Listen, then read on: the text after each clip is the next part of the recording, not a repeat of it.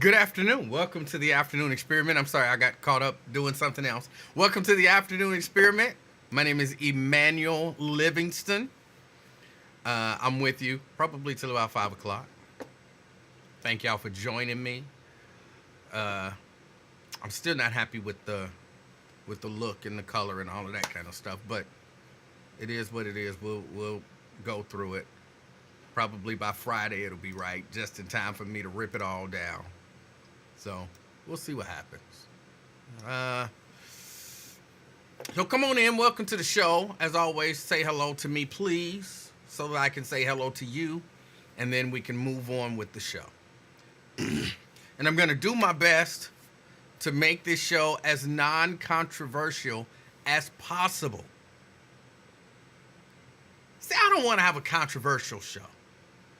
I'm picking with my aunt, in case I know this sounds weird to y'all. I'm picking with my aunt.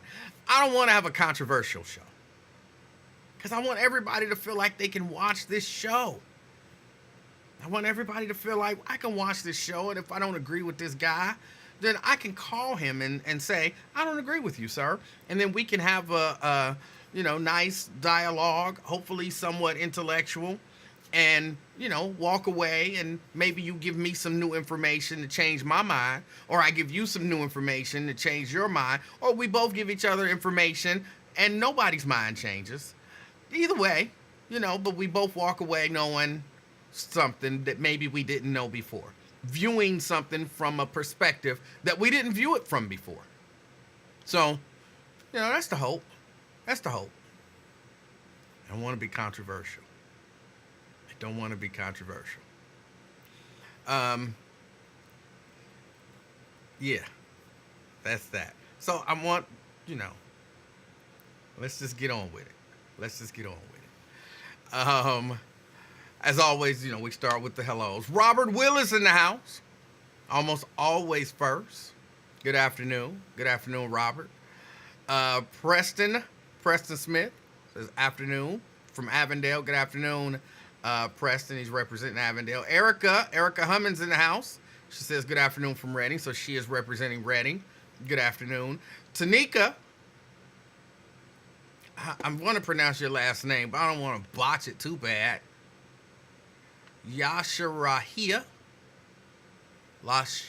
Is that an I or an L? Yashrala. I feel like I botched it. Yasharala. We gonna roll with Yasharala unless you tell me it's different. Good afternoon, Tanika. That took a long time. That took longer than it should have taken. Representing Orlando. We got Daryl in the house. Good afternoon, Daryl. He's representing Forest Park.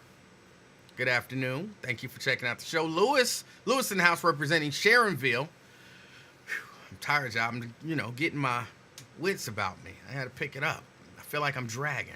Lewis in the house representing Sharonville. Good afternoon. We got Brent in the house representing Dallas, Texas. Maria Smith representing North College Hill. Good afternoon. Ben in the house. Ben, good afternoon. Ben is representing North Central Loveland. Trying to get back into the city. All right. Well, good luck to you. And thank you for checking out the show. Tria in the house. She says, afternoon, King and crew from Columbia Township. So, of course, that means she's representing Columbia Township. If you got any beef with something that she say, you got beef with Columbia Township. You might want to stay away from there. Drea, representing Sycamore Township. Drea says, good afternoon. Good afternoon to you, Drea. Good afternoon. I appreciate you checking out the show. Diane Huddleston Angel. She says, good afternoon to the family. She's representing Gulf Manor. All right. Gulf Manor in the house. LaDonna Howard in the house representing East Price Hill. Good afternoon, LaDonna. Andrea Bustle. Good afternoon. Andrea is also representing Gulf Manor. So, Andrea and Diane, you are the representatives from Gulf Manor.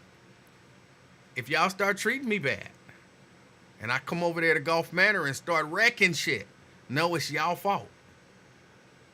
It's y'all fault. Somebody gonna be over there at Gulf Manor. I didn't even say nothing. But y'all representatives said it. So you got to deal with the repercussions. That's how it goes around here. I'm sorry, I don't make the rules. Uh, Brent says controversy creates cash. Well, I don't get paid over here, so I don't need to be controversial. Janice Robertson in the house. She says good afternoon to everyone, and she represents her front porch. Same rules apply. Janice say something I don't like, and I go on her front porch and start wrecking shit. It's Janice's fault. Michael Pryor, good afternoon. He says, hey, sir. Nat Turner, representing Madville, good afternoon. Nate says, good luck with that non-controversial show. That's not how these things work, but I'm glad you're taking the high road. Hey, one of my aunts, maybe I'll text you later, said she loved me, but she can't watch my show because I'm just too controversial. And I'm like, what do I say that's controversial? What do I say that's controversial? I'm like the least controversial guy doing these live streams. I think around the country, if you watch live streams around the country, any live stream where they, like if they're just talking about roller coasters and something like that, okay, I might be a little more controversial than that. But somebody who's talking about politics and, issues of race and the economy and crime and education and just you name it, because we talk about everything from real serious stuff to nonsense. I very rarely say anything controversial. My views are pretty mainstream. But one of my aunts said, she can't watch my show because I'm too controversial. So I don't want to be controversial. Yissy Reed, representing Bond Hill, good afternoon. We got Dina Johnson in the house, representing Walnut Hills, good afternoon. Crystal Hoskins, good afternoon. She's representing the Christ Hospital. Yo Underwood, representing jail, good afternoon. T. Mikey G, representing North Avondale, good afternoon. Cedric, hey Cedric, how you doing? Cedric Robinson in the house, good afternoon. Nathaniel Livingston says, oh, what's up? Toledo was here, he's representing Toledo. He's been working on being nicer. All right, you can't beat that. Logic Slayer, afternoon King and Kingdom of Talk. All right, good afternoon. We got Fame in the house. Fame out here fronting in Groesbeck, a.k.a. Beavis. Mary Birch Lavender. Oh, my God, we have a show. Howdy, representing White Oak. Good afternoon. Can't believe I actually feel rested after 4 days off. I'm repping the bunker. All right. Is the chef and the maid back in so you can get some more much needed rest? Mayosha, thank you for checking out the show. Veronica Burdine in the house, representing College Hill. I'm not reading that. Tessie, good afternoon. Good afternoon, Tessie Wheaton. Let me see. Regina says, Regina Denson Griffin, representing Madisonville. Good afternoon to you. Let me see. People who think Emanuel's controversial only want to listen to hear music group challenges. Okay, yeah, I can see that. Jerica Van, hold up me familiar with the heart. Good afternoon. And we got Bonita Gaines. She says, good afternoon, everyone, with the heart. Good afternoon. Lewis Johnson, a.k.a. CK, says, yo, Livingston, Cincinnati community appreciates your contribution to the strike of the NFL. That's right, not watching it. Colin Kaepernick, he need to be in the league or a majority black owner. And then I'm back.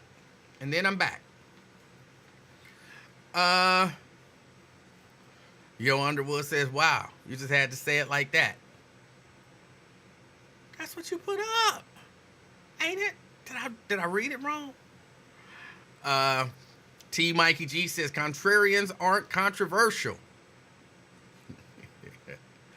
Robert wants to know, hey, Fame, what is your sports show on YouTube name? So, Fame, if you could tell him. Mike Ballard in the house representing Woodlawn. Mike, good afternoon. We got Jeffrey Durden in the house representing Kennedy Heights. Good afternoon. Tanika says you pronounce my Facebook last name perfectly, E-Man. All right. Can't beat that. Al Johnson representing Middletown. Good afternoon. Cedric says, how was the day party? Oh, I'm going to talk about the day party in a second. I hadn't intended on it, but since you asked, I'll fill you in. Edward, representing Mount Healthy. Good afternoon, Edward. And we got Dwayne Larkin. Good afternoon. All right, first things first, only because he just asked. Of course, I had no intention on talking about the day party. I didn't go to the day party. There was a misunderstanding. And people think I'm trying to be funny, but I promise you, just because I'm laughing doesn't mean I'm trying to be funny. It just means something strikes me as funny. It's slightly different than me trying to be funny, okay? But I turned on the radio, because, I can't, well, I could, but I don't listen online. So I turned on the radio, and then I heard a commercial about this party. And I heard Lincoln Ware doing a commercial. I believe it was his voice, but I don't remember. I believe it was his voice, and I could have swore he said, join me at the gay party. Something along those lines. I don't remember the exact verbiage, but I could have swore it said it was a gay party. I was like, that's not for me. That is not for me. There are a lot of people, and, more power to them. But I will not be going to the gay party. Well, come to find out he said day party with a D. Come to find out he said day party and not gay party. But I wasn't sure. I didn't know. I heard what I heard, and then I saw the video clips and the dances and stuff that he was doing, and I was like, he really had a gay party. And then somebody said, no, it was a day party. And I was like, then why was he dancing like that? But who am I? You know what I'm saying? I can't dance. I don't know what's what anymore. So for that reason and that reason alone, I did not go to the day party. Okay? For that reason and that reason alone. Otherwise, I would have been there. I like a good day party. Right? And I got nothing against a gay party. It's just not a place for me. Just not a place for me. So there was a misunderstanding on my part. It was 100% on my part. Okay? 100% on my part. Did Johnson say, you know good damn well that's not what he said. I'm telling you, I was listening and I was like, I'm driving. Because I drive, my armrest is on this side. I'm driving and I'm like, did he just say? Turn it up. Join me at the gay party. I'm like, what? No. I'm not going. I will not be joining you at the gay party. I'm sorry. So that's why I didn't go. And that is the only reason that I didn't go. So,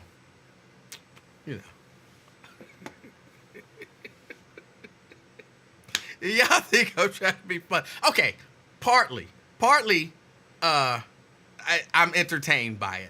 But it was, come on, y'all know, every so often you hear something and it sounds like something else. And for a brief second, you're like, did they say? And then, the rest of your brain kick in and it does all of its calculations real quick, like some supercomputer. And you're like, oh, okay, they probably said day party. But for a quick second, it did sound like it said gay party. And that just entertained me to no end. So, and then when I saw the videos, I had to question, my mental computing, like, wait a minute. Did I have it right the first time? But I did not. I did not have it right the first time. It was a day party. And it looks like everybody had a good time, and you can't beat that. You can't beat that. So, yeah. Some of them dances. So that's it. That's all of that. That's all of that. Oh, what else is going on? Oh, that movie. I don't know why this movie is the biggest thing going. Well, I know why. I mean, Lee Daniels is a big time guy, and he does this movie on Netflix. I'm not gonna give out any spoilers, so don't worry about it. But he does this big time movie on Netflix, and people are interested. I don't even remember where I heard from it. I don't even remember where I heard from it, where I heard of it. But, I be on Netflix. Oh, somebody else's account. I be on Netflix, and I saw it, and I was like, okay, I'll check it out. And so I watched it. Did I watch it last night or night before then? Let me see. What is the movie's name? The movie's name is... Shoot. Is it the Deliverance movie? Is it just Deliverance? It's something like that. I think it's the Deliverance. It might be Deliverance movie. I'm not 100% sure. Deliverance is the main thing. If you type in Deliverance, you'll see it. Newly added. And I'll be honest. I thought it was all right. Again, not gonna spoil anything. I think I'm pretty good at not giving out spoilers, okay? But I thought the movie was okay. I would call it a slow burn, but that's not just to this movie. I guess I am gonna do a spoiler, but it's the same spoiler that you would get if you watched the trailer to the movie. There's some sort of otherworldly force, and someone needs to come in and do a deliverance. See? Some malevolent force. That would be safe to say. A malevolent force is afoot, and someone needs to do a deliverance. Still no spoilers. And when I see stuff like this, Exorcists and Amityville Horror, or, whatever, just, horror movies, and I want them to get to the horroring. Have to be careful the way you pronounce that. Got to make sure you got enough R's in there. Otherwise, it becomes a whole different thing. I want them to get to the horroring faster. I always want them to get to it. Get to it. Why y'all beating around the bush? I saw the trailer.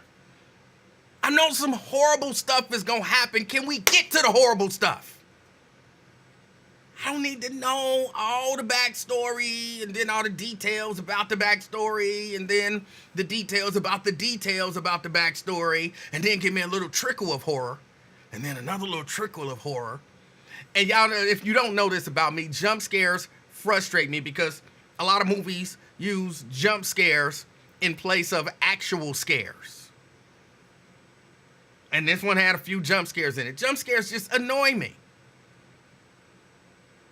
Why are you startling me? Because that's all you doing. I'm not actually scared. You just startled me.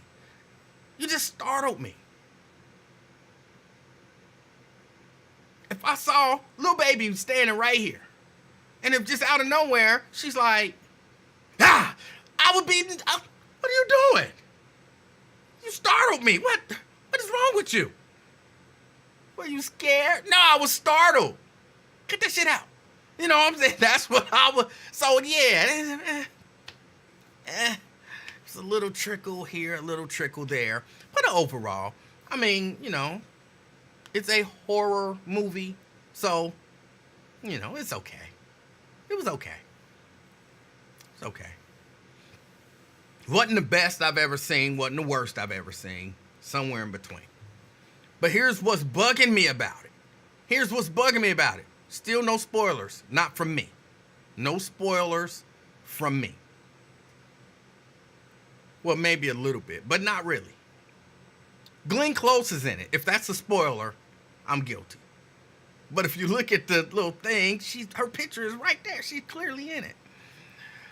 And everybody is acting like Glenn Close. When I say everybody, my timeline on social media is filled with people riding Glenn Close's jock like you wouldn't believe. Like she made the movie. Oh, she made the movie. Oh, that she gave a performance of a lifetime. Oh, shit. And I'm like, did we see different movies? She was in it. She was okay. She didn't do. I don't think she did it. What's the lead character? Not the character, the actor. Audrey Day. She wasn't better than Audrey Day. Audrey Day had to go through a whole range of emotions and all of that kind of stuff. Glenn Close was in it. She was there. But I'm seeing all these black people. Oh, it was the best performances she ever had. Oh, I'm like, what is wrong with y'all? Why does it feel to me, and this is not controversial, but why does it feel to me like sometimes black people like to celebrate white people more than they celebrate black people, and it's almost like they doing it to prove that they not some reverse racist? Or is it, oh, she rubbed a little of her whiteness on me, and so I'm so happy. I don't know what it was. Nothing against Glenn Close. She did what was expected. She acted in a movie. So she not the one out here talking about, I killed it. I killed it up in that bitch. You know what I'm saying? That I don't hear her saying it, but I hear everybody, well, not everybody, a whole lot of other people saying it all up and down my timeline. What did y'all see that I didn't see? I watched the whole movie. If you would have said Audrey Day killed it, I'd have been like, she was good, but she didn't kill it. What is it? Because she's the well-known person and she's white with this black cast, so she stands out to you? Is that what it was? I think sometimes it's just because she white. Ooh, a white person. She killed it. Oh. Ooh.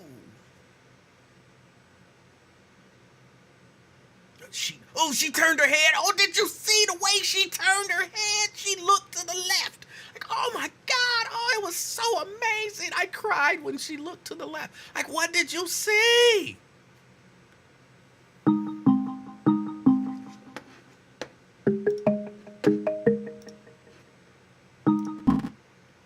CK. Shit just got real. Livingston still on strike. Y'all better sign Kaepernick. Y'all better sign Chase. Look, if I'm not telling nobody to sign anything, somehow I'm doing all right. I watched some college football, and I enjoyed it. Somehow I'm doing okay without watching the NFL. It's been a number of years. I want to be one of them people, I don't even miss it no more. But I would like to watch NFL games. But I can't do it. My bitch ass fell off the wagon. I went back to it, E-Man. It's all right. Watching it. 1st and 10. That's all right. I like what you're doing. But speaking of riding white women jockstrap, I love this subject you're talking about. Glenn Close, right? Because I'm going to watch that after your platform goes off. You hear me? I hear you. Now, I've seen this jock riding of white women on a whole nother level this year. I mean, Caitlin Clark has took it to Twilight Zone proportions. That's true. Oh, my God. Have you seen it? Well, I haven't watched any of the games, but yeah, I be seeing on my timeline, and it be all black men talking about how amazing Caitlin Clark is, and even some of them like she saved basketball. I'm like, she Right. saved basketball? Like basketball was in danger of going away before Caitlin Clark, she saved it? I'm like, what is wrong with people? It's so crazy, right? They went off on Cheryl Swoops because she congratulated the Indiana team, and then she named everybody, and she didn't name Caitlin Clark. Well, you would have thought she dogged out Caitlin. Stephen A. Smith went on her, but like you said, it's like just like you said with the Glenn Close. What the fuck is these do? What they trying to get the white points? What's going on here with the Glenn Close and Caitlin Clark? I It's like don't the same know. thing what you described. Maybe, because again, I don't want to be controversial. Maybe, CK, Hmm.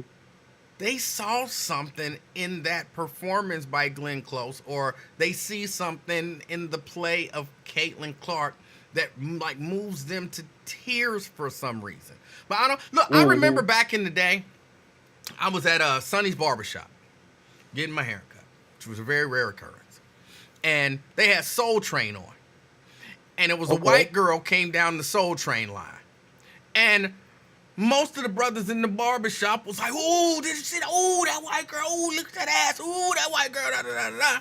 And I want to say it was Sonny, but I'm not 100% sure. I don't really know him like that. But the barber who was cutting my hair at the Hmm. time, he was like, hold on. Like, he got really irritated. He was like, look. And by the time he said, look, it was a black girl coming down Soul Train line, and she had ass, right? And Hmm. he like, why y'all ain't ooh and then on over her? She got a whole lot Yeah. more ass than the white girl just had. And then, well, she had a whole lot of ass for a white girl. And that was exceptionally offensive because you giving her props. She's white. She's got less than the sister, and somehow she get props for having a little more than the average white girl, but you can't get a sister no props for holding. Like, come on, you know what I'm saying? It's It's the same almost thing. like that's what's happening now. Like, I thought Let Audrey me give you Day did a another great example. job in the movie. I thought Glenn Close was okay. I mean, she did her job. But to hear these people talking about it, it was the most amazing thing. And again, I'm not really complaining about Glenn Close. I'm not really complaining about the movie. I'm not really even complaining about the people giving Glenn Close the props. I'm complaining about this phenomenon where some of us as black people, like, give more credit and more accolades to white girls, white men, white people who do okay, and diminish, by doing that, we diminish the amazing things that we see in our own community, and I would love for that to stop. It's just like when a white chick makes some good macaroni and cheese. They be like, oh, they ain't never had no macaroni cook. Like, everybody in our family can make some macaroni and cheese good like the white girl. Yeah, Better just than like her. macaroni and cheese. Yes, But you see what I'm saying? I do. We when they make it, those folks, they could do it. But I knew they was knocking down your alley when they were saying that. It's like the way you show your appreciation. How does professional athletes show their appreciation of rookies from your outlook? I don't know. How do they? They beat their ass. You whoop that. That's what happens. You get your ass whooped as a rookie. You got to carry all the stuff. So you see all these black men. Oh, that technical foul. He just whooped. He hit her too hard. They want you. They want the WNBA to baby Caitlin Clark, which is phenomenal. I say the more pressure you put on her, the better you making her. Why? If they be easy on her, that's not going to make her great. So I don't understand why they say, oh, they should love what he's doing. No, they need to whoop her ass. That's how you do rookies. You seen it? Well, I'm not gonna say nobody need to whoop nobody ass, No, but I I'm but talking I about, you but know I what I mean. do I'm talking I about, do understand the point that you're making. yeah, you be tough on them. You got to go through that rookie grind to be great. So now how good are you your fifth or sixth year? And I don't hear, like you said, you don't hear Glenn Close bragging. You don't hear Caitlin bragging. Yeah, why are you Stephen A. Smith and Shannon Sharp kissing up Caitlin Clark ass for the whole media? Just two brothers, right? Gotta show. And this is just I think that some people feel like they have to go out of their way to show that they can appreciate things that are done by a different race. Yes, yes. In And he's particular, building not his just a different race. In particular, white people. right, right. And he's building his number. You see the strategy. You see the genius. Like, oh, this how Stephen A. doing it and Shannon Sharp. Y'all building off of the emotions because the white people. All you really saying is, see these black people just as racist as we were talking about y'all. They really calling their own people racist. So by them doing that, they're building up a whole fan base through Caitlin Clark bots. I can See see what I that. mean? Yeah, yeah. Yeah, yeah, and they doing it. And it's like when they what does it matter? Why do you? She's gonna do her thing. She don't need to be protected. She being protected didn't get her here. So I just want. I knew you had a take on that, man. I had to get your had to see what you had to think about that. All right, man. what Think else about on your that. mind? I Excuse me. was I'm about to watch that damn movie, man. I know you know I gotta listen to your stuff. The weekend was marvelous. Yeah. It's a The nice weekend was weekend. It was marvelous. nice weather. Yeah, it was hot as hell. The end of August was heat. It wasn't that hot. Did you see that heat? It wasn't that hot. You ain't never fixed your AC, did Not in my car, no. Not yet. I'm going to fix it you? So, eventually. hey, man, great. Hey, thanks for taking my call, man. Much love to all the commenters in your comment section. All Much right. respect to all them people. Thank you, know what I mean? CK. Thank you. All right. That was CK. Can't beat that. 513-717-KING. 513-717-5464. That's the number to get on board. Again, I'm not hating on Glenn Close. Not hating on Glenn Close. What else is going on? What else is going on? Oh, I did not get an opportunity to take Lil Baby to Kings Island on Friday. It was raining. It was raining. And yes, even though she did, I like it wet. No, I'm not walking around the Kings Island just in the rain. No, we're not doing that. So, and I have my little radar app on my phone, and it was showers. They just hung over Mason, like all evening. And I think it started to clear up, about 8 o'clock maybe? I wasn't going out there from 8 to 10 because I would have had to drive out there. Got there about 8:30. We wouldn't have had time to do nothing. But I did go to Kings Island on Saturday afternoon with my niece, and we rode everything. Well, we rode all of the roller coasters, and the Viking, Fury, Congo Falls. So they changed it from Amazon Falls to Congo Falls. I don't know why. And Delirium. Now, y'all remember me telling y'all, this is going to be really short. Y'all remember me telling y'all I can't ride stuff that spin? I let my niece, Chelsea, talk me into getting on Delirium. It was like the 4th or the 5th ride that we rode. I was nauseous and dizzy afterwards. Swinging is okay. It's the spinning and swinging that just had me messed up. And it took me almost all night to get back right. So, yeah, no more delirium. No more delirium. No more spinning anything.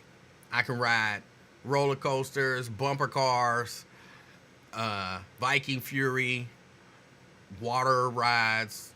I can't ride nothing else to spin. I'm too old. I'm just too old. But I had a ball, and went and got some funnel cakes. Mrs. Livingston, who didn't go, I really should have told her. When she asked me, bring me back a funnel cake, I should have said, no. If you can't bring your ass up to Kings Island, then I can't bring your ass a funnel cake back. But I was being nice.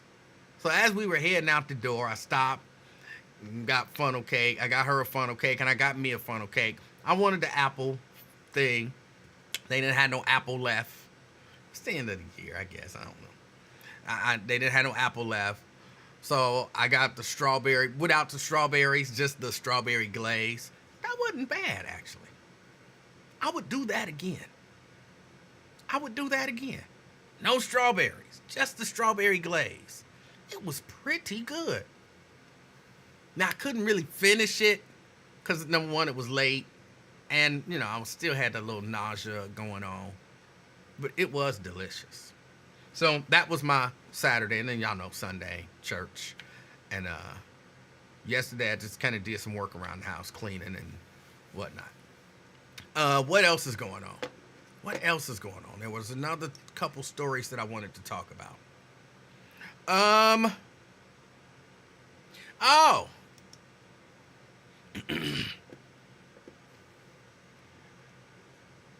Wells Fargo employee found dead in her office cubicle 4 days after clocking in. Did anybody else see this story? And hold on, for y'all excuse-making people, for the excuse-making people, this didn't happen over a holiday weekend. So just take that excuse right on up out your head with your excuse-making ass. Take that excuse right on up out your head. Yeah, apparently a 60-year-old lady, Wells Fargo employee, was found dead in her office cubicle 4 days after basically clocking in Tempe, Arizona. Denise Prudhomme, might be butchering that, scanned into her office at around 7 a.m. on Friday, August 16th. The following Tuesday, a security guard called 911 after discovering an unresponsive employee at her desk on the third floor. Wells Fargo confirmed that her cubicle was located in an underpopulated area of the building. She was pronounced dead at 4:55 p.m.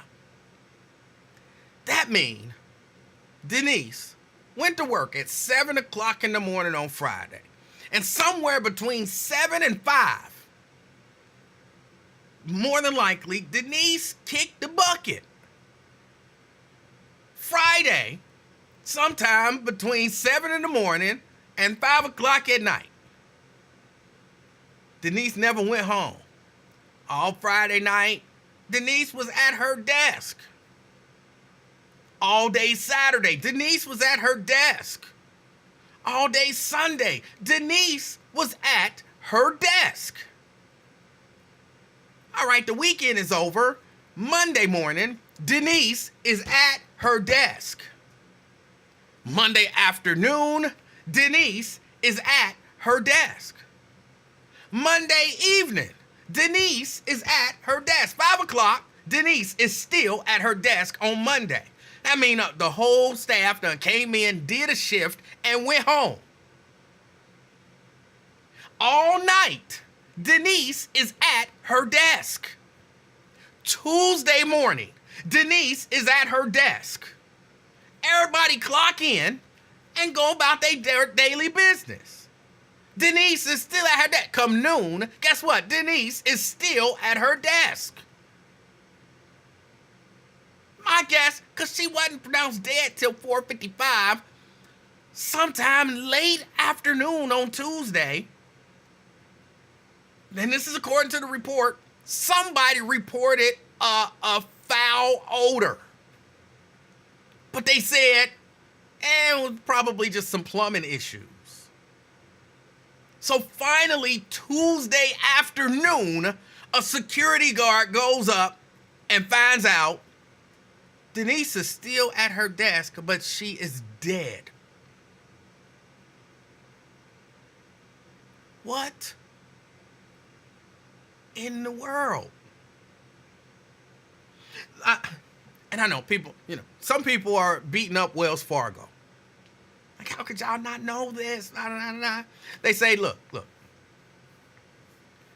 Denise's desk is in as they say, underpopulated area of the building, okay? Underpopulated area of the building. She on the third floor and not a whole lot of people there.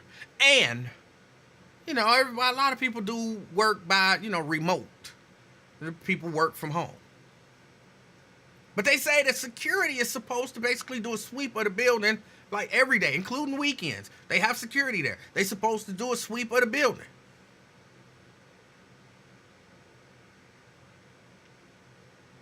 I give them Friday. I give them Saturday and Sunday. I might even give them part of day on Monday, but by Tuesday,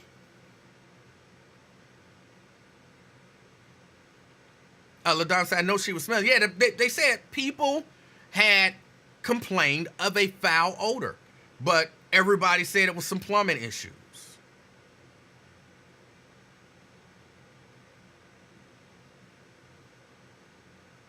Tuesday afternoon, finally. Look, y'all, no matter how much you love your job, I'm not going to say your job don't care about you. But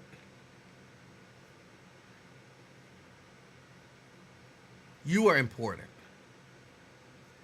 I can almost guarantee whatever job duties Denise had, once they found out Denise was behind on her job duties because, she was dead, they said, hey, Sally, here's some extra work we need you to do while we work to replace Denise.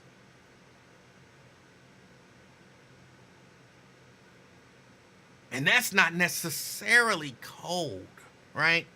It's not necessarily like, damn, that's cold. She died at work and they just replaced her. Somebody still got to do the work. I'm telling you this part to say, hey, no matter how valuable you are at work, no matter how valuable they make you feel or you think you are a part of the machine more than like if you like just work at a company, you know what I'm saying, you're not the person who runs the company. And when I say runs the company, I mean like me here. This ain't technically a company, but me here, you know what I'm saying, I print shirts. I am the company. Sometimes I will have, like a little relative or something come and help me do some stuff. If the relative don't come, I can get it done. Now, if I kick the bucket, the company is done. So that's what I'm saying. If you're at a small little company and you run the company, this don't necessarily apply to you.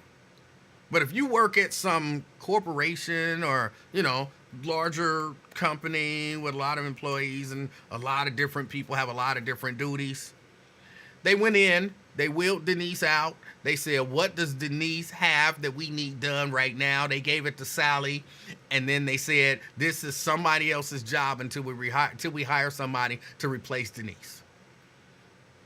And then if they hire somebody, they will have somebody in there to replace Denise in a few days. But this happened, what was this, August 20th? August 16th, August 20th? What is it, September 3rd? They already got somebody, almost guaranteed. If they haven't officially hired them yet, they already interviewed the person who's going to replace Denise. You are not, your job is your job. And, you know what I'm saying, do the best that you can do. But understand, if you gone, people, I don't know how we would function without you, Denise. They can function without you. They know they can function without you. Stop giving, and I won't say don't give everything to your job. While you're there, go ahead and, give 100%. Take your days off. Take your PTO. Take your sick time. If I had to do it over again, y'all know how much sick time I lost at Radio 1. It was I like my job. I like to come in. I like to work. If I had all of that to do over again, what did I have, like 8 weeks of PTO? 8 weeks, I would be gone. 8 weeks out of the year, I would be gone. I would take off.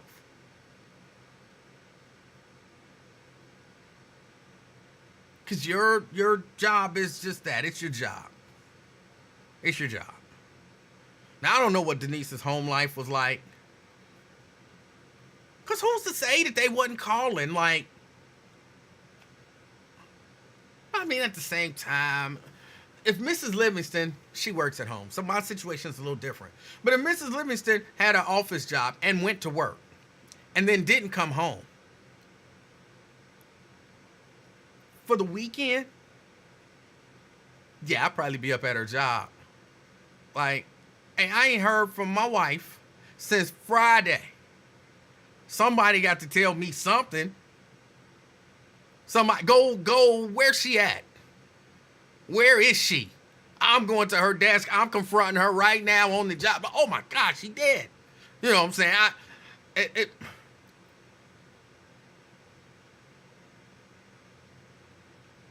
I don't know.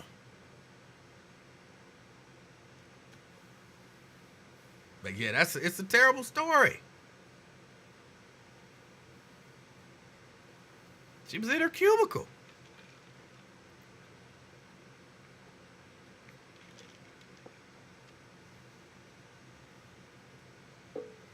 She was in her cubicle. Jerica say that night I'm at the job. F waiting the weekend. Well, I mean, in my mind the doors are locked. You know what I'm saying? If you don't come home, well, about 6:00, I'm not going up to your job. Where my wife at? That's maniacal behavior. I'm not doing that. And, there's a good chance that the doors are locked and all of that stuff past this time. I'm probably, if the doors are locked, I might drive by. Where is she? I don't see her car. I said, hold on, let me just drive by the job, see if her car's still there. So, okay. So, whoa, her car's still in the parking lot. Then I maybe, hey, anybody in there? Hey. Police. Say, hey, my wife never came home. Her car's still in the parking lot. But I'm not going to think she died at her desk. I'm going to be honest. I would probably think the worst. Well, I guess technically that is the worst. So I wouldn't think the worst. I would think the other worst. She left her car here and she done went out with some nigga. Oh, hell no. Oh, hell no. Hell no. That's probably what I would be thinking. I wouldn't be thinking the worst.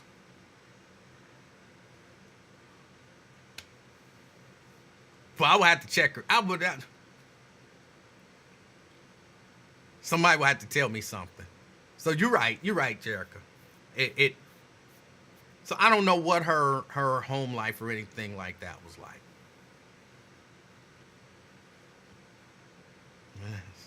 It's a difficult situation. These jobs don't care about you. But that's not their job, to care about you. They're there to make money.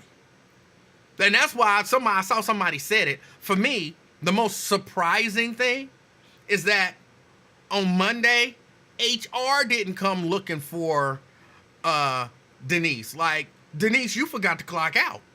Because that's what they care about.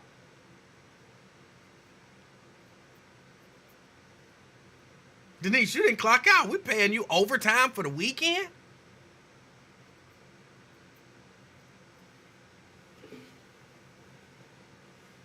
LaDonna said that's the first thing black folk think about, too. The ninja cheat. Stop putting that on black people. That's just people. That's just people. It ain't just black people.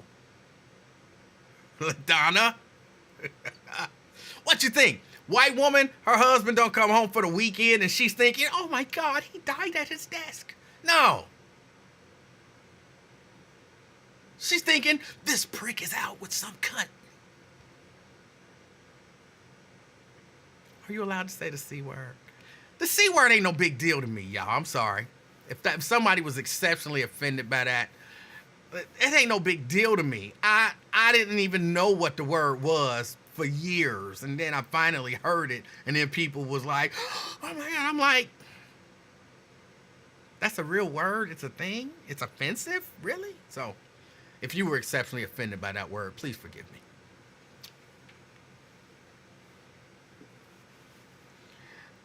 Andrea says, the article says she was sitting in an underpopulated area of the building. Yeah, I said that. But it don't matter how underpopulated the area of the building is. I worked at a place that was an underpopulated place for quite a while. And I saw people come in and I saw people go out.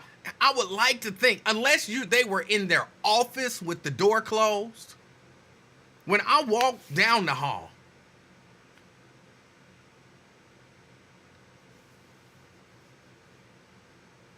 I noticed people. And I think I would have noticed if somebody was dead. Like, initially, I would have thought they were asleep. Like, and Ronnie at his desk knocked out. Ronnie is asleep.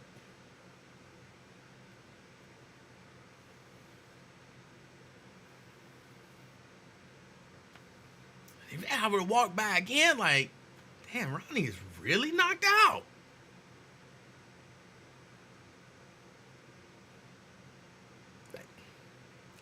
Hold on. Ronnie is asleep as hell. Hey, Ronnie! Ronnie! That's what I would have did.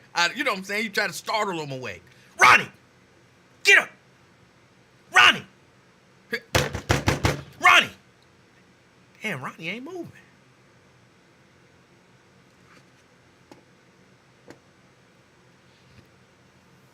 Plus, y'all know, I got a habit of messing with people.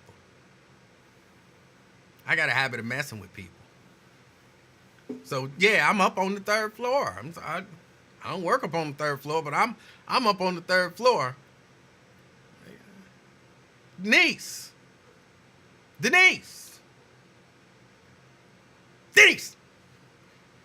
Like, damn, Denise ain't moving.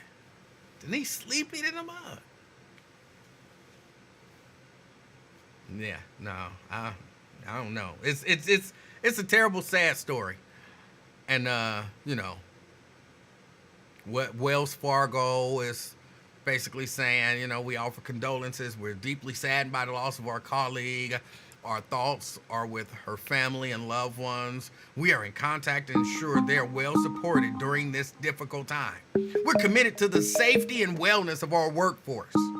And counselors are available to support any employees impacted by. Y'all so committed that y'all didn't even know she was there for 4 days. I don't know about that one. Key! Emanuel, what's going on with your crazy self? Hey, how you doing? I'm over here cracking up. I'm like, Emanuel is a nut. You wouldn't have did all that. Wouldn't have did all what? If you thought she was over there dead, you thought she was dead or you thought she was asleep. Now, which one is it? Now, if you thought she was dead, what you been doing all that? Nah, if I thought she was dead, I would have just, you know, called the 911 and said, hey, Denise dead. But if I thought she was asleep, I'd have been like, Denise. You know, I'm going to wake her up. Oh, my God. Banging on the desk. Damn, Denise. What did you do last night? Denise. Damn, Denise ain't moving. Crazy. That is crazy. I still ain't heard about that on the news nowhere. Yeah, it's out there. That's crazy. I don't want to never see nothing like that in my life. No, I don't want to see it either. Or smell it. Yes, or smell it. You try to blame it on the plumbing, huh? Yeah, that's what they said. They thought it was plumbing. That's a hot mess. Well, what's new with you, Emanuel? I just kind of say, hey, mess with you real quick. I'll give Emanuel. Did you see the movie? What? Deliverance or The Deliverance or whatever the name of the movie is. I have not seen it, Emanuel. Okay. I have not seen it. You watched it from beginning to end? Ain't that the only way to watch it? Some people cut it off. Like, if they don't like it, they'll cut it off at the beginning. Or if they don't like it when it get towards the... I mean, that's how you supposed to watch it, but hey...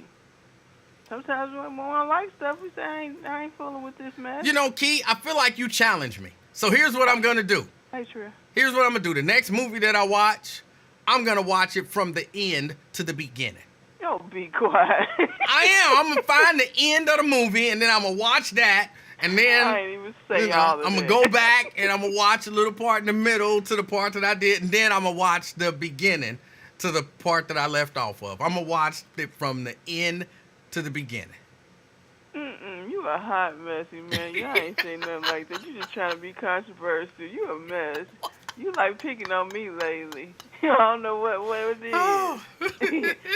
You said that you watch it from the beginning to the end. I thought that was the only way to watch a movie, but it is. But some people, like say, for example, when you watch a movie And then, like, if it's corny and bad acting or whatever, you gonna cut it off. You ain't gonna keep watching, like, let me see if it's corny and bad acting all the way through.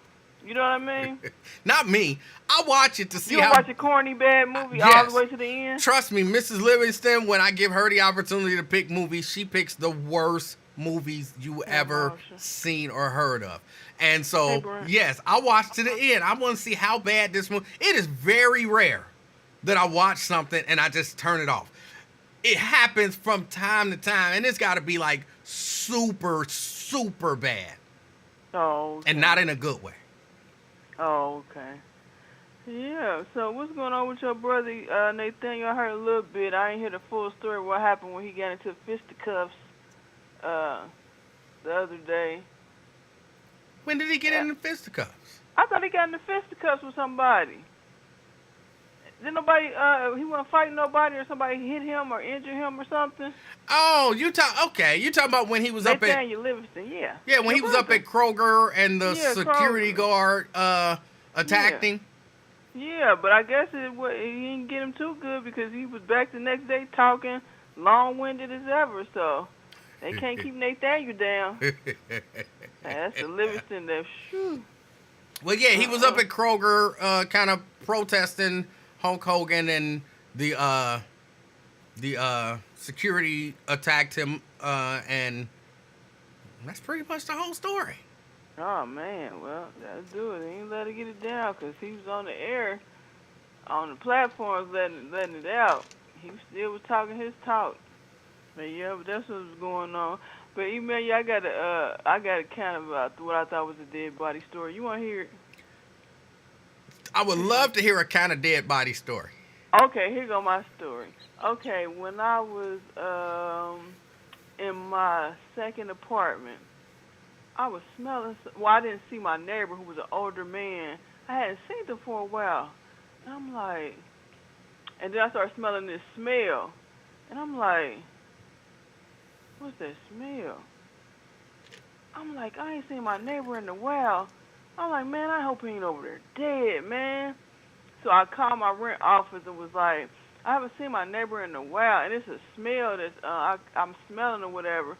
And then they was like, oh, no, we don't want to think like that. I said, yeah, I know. I said, it's probably, I don't tell them what that smell is. I'm like, but can somebody just go over there and check on them or whatever? Okay. Then while I go in the kitchen, you know those kettles, the ones that's like, I don't know what the material is, but it was like a blue, I don't know what the material is on those kettles that you put hot water in and put on the stove. Okay, like a little teapot. Yeah, like a little kettle, but it's like shaped like a circle, but I don't know that material that it is. Okay, while my goofy self go in the kitchen and was sniffing and smelled the kettle, I say, that's this kettle. I drink my hot chocolate with milk.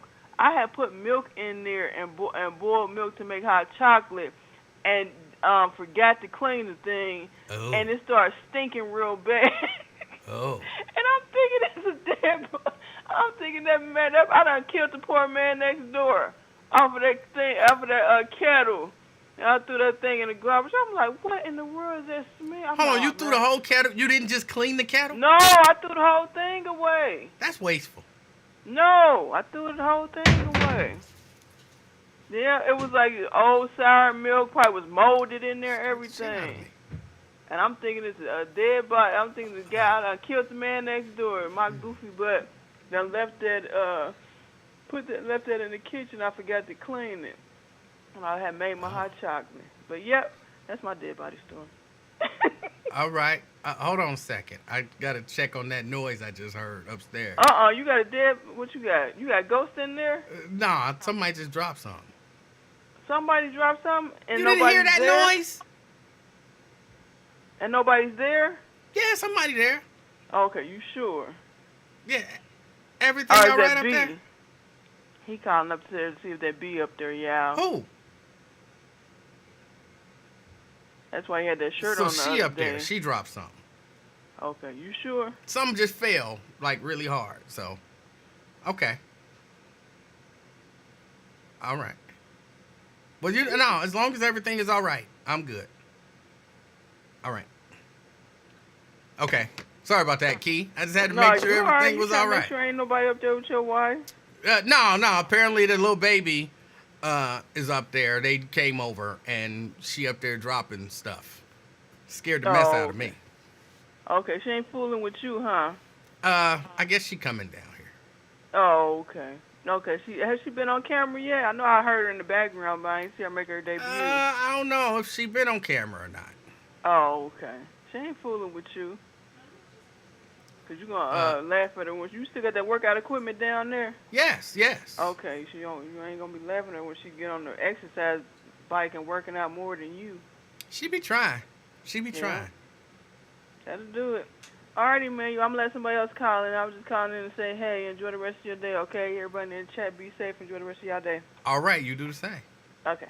All right. Hey. What? What did you drop? Nothing. What fell? Nothing. Something fell. That was just your paper. It was not a paper. That was me. I'm sorry. We have to put it back. I'm gonna go get the black bag and the black box stuff. Okay. You got it? Yeah. Okay. I love you. I love you too. Anything else you need? No, didn't mean to cause no ruckus. No, that's all right. Love you, bye. Love you too. Talk to you later. Mhm. All right. Where was I? I know Key was talking. About paper. Paper don't fall like that. I know what paper sound like, and it don't sound like that. Yeah, she came over to get some. My daughter came over to get some stuff that she left here.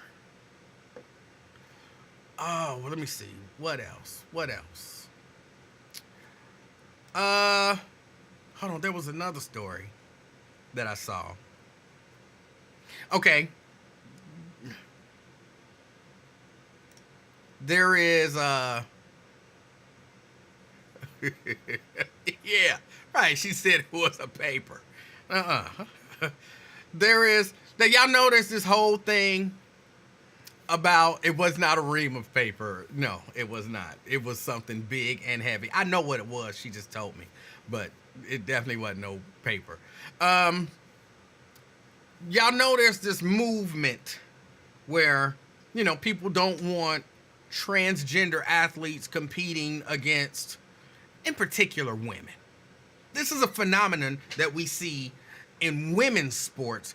And I'm not saying that it hasn't happened, but I haven't seen it really happen very much in men's professional sports. Like, women don't transition to men and then go compete against men.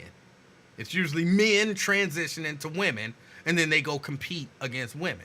And y'all know a lot of people are against that. They believe that it gives that new woman. I'm trying to say all of this stuff correctly, but I don't know all the appropriate terminology. That's not me trying to be controversial. It's actually me trying to be the very opposite of controversial. So they have all of these new women, and they're competing against these that don't sound good. They have these, I'm trying to not say what I think, because that sounds controversial. They have these people who have transitioned to women, and they say it gives them an advantage over the other women. So there are women who are like, I'm not competing against this woman. You know what I'm saying? This woman ain't, doing whatever, hurt me. All right. I get that. I get it. I understand it. And I support it. But in some cases, I'm like, really? Really? This is over in the UK. A female dart player is threatened with disciplinary action after refusing to play her transgender rivals. Female darts players have been threatened with disciplinary action if they refuse to play against transgender opponents. Almost 4 months after a British female player forfeited a match against a trans woman at a World Dart Federation event, the governing body has begun a controversial crackdown on such protests. Ahead of announcing the provisional field for this year's World Championships, the World Dart Foundation said in a statement, the WDF wishes to clarify its position on player withdrawals. Once the first dart has been thrown in a tournament, any player that subsequently withdraws from playing a match may be considered to be bringing the game into disrepute and could face disciplinary action. This stance has been taken to suitably protect our member countries, their tournaments, and tournament sponsors, as well as to preserve the integrity of the WDF ranking system.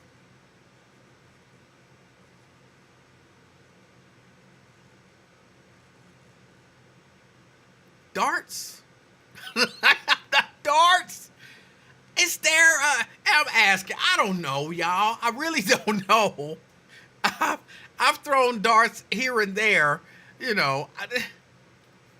Is there really like a competitive advantage that men have over women in darts? You know what I'm saying? Like, the testosterone made his eyes more keen. I don't know that that is the case. I mean, if you pay attention to the way men drive versus the way women drive, you would think we can see better, but I'm not sure that that's necessarily true. You might think there's some better hand-eye coordination. Why are they driving like that? Because they women and they don't. But no, I don't think it's got nothing to do with testosterone.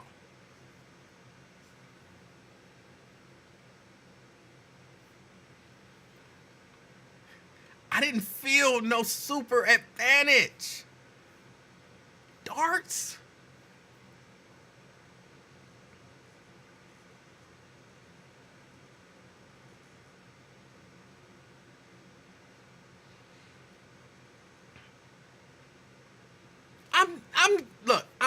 I'm curious that, you know, maybe there's some dart player on here who knows better than me, who could be like, no, bruh, darts and, you know what I'm saying, the strength in the male finger and forearm gives him an advantage, the way he can throw that dart and release it at the right point, and the women that...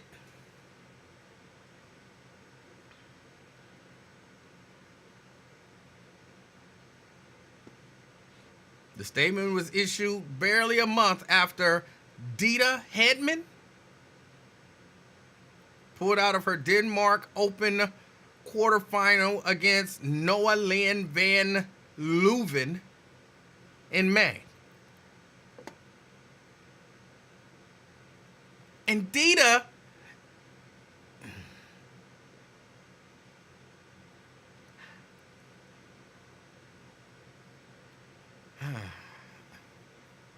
Dita is a sister. And put in a fight against some men, I think Dita could take them. I'm looking at Dita's picture, and Dita is not some little... Dita is kind of meaty. You know what I'm saying? Dita could take a man in darts. I can tell.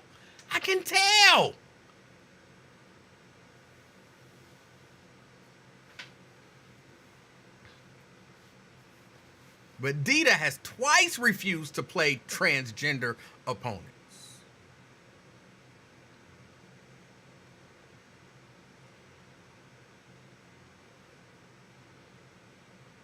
Dita says, explaining she pulled out of May's match against Van Leuven over the effect that being forced to play a trans woman had on her mental health. She added, it's been affecting me for a very, very long time. And when it did happen, I just broke down. I was a mess, an absolute mess. I think she's standing on principle.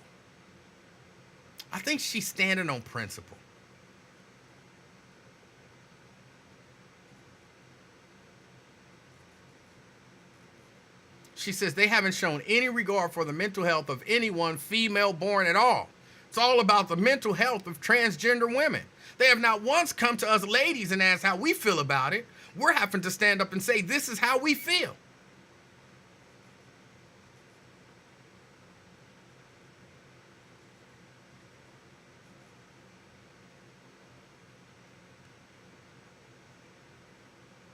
Well, I don't know. And at first glance, it's like the whole thing with the day party. At first glance at the picture, I thought Dita might have been the person who transitioned.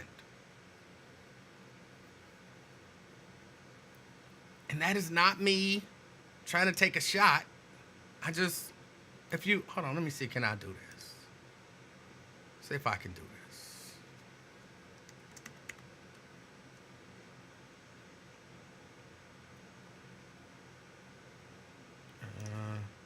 Go there. Okay. Hold on. Hold on. I'm trying to get this up here for y'all. Oh, somebody said I still have key on there. Okay. Sorry about that. I'll take it down in a minute. Let me pull up this image.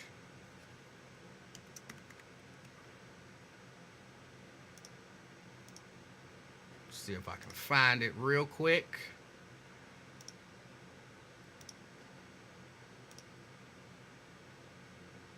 Okay.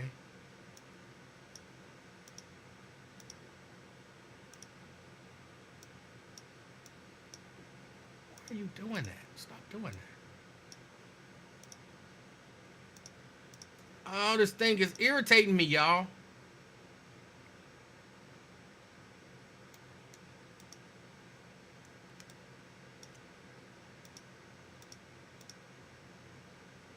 Okay, I'm gonna have to put it up like this. This is Dita.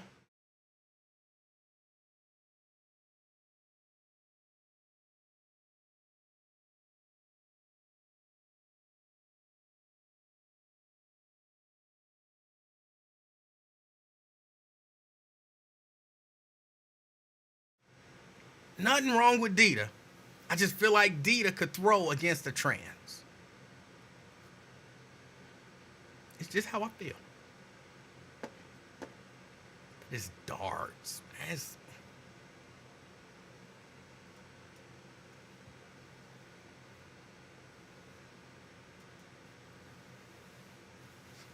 Y'all thought I was trying to be funny. I don't be trying to be funny. I'm telling y'all, I don't be trying to be funny when I tell y'all this stuff. I don't.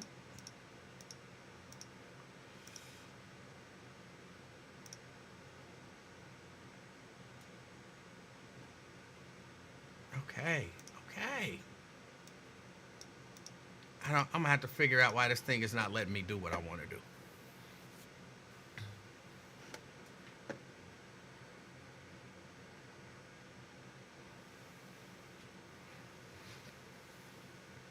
Cedric talking about you was. I was not.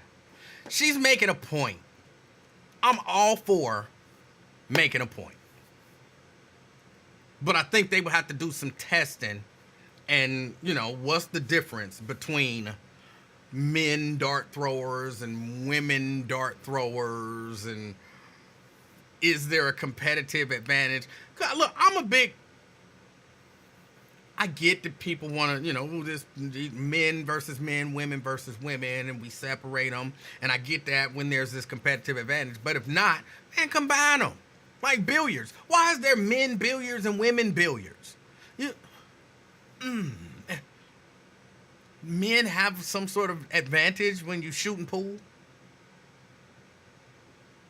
I don't know if that's true. They should test it. Cedric says stamina.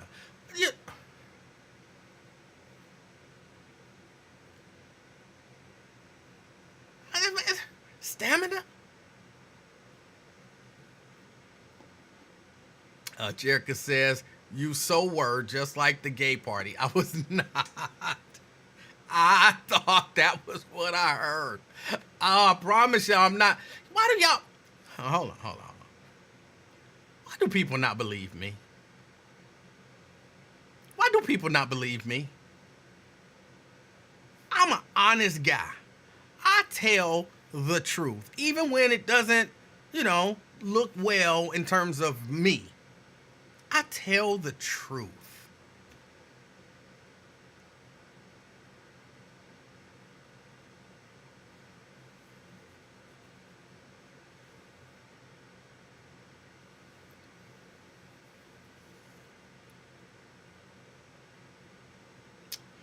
Jerica says, can we get closer to the table and pool because we don't have an object in the way like most men?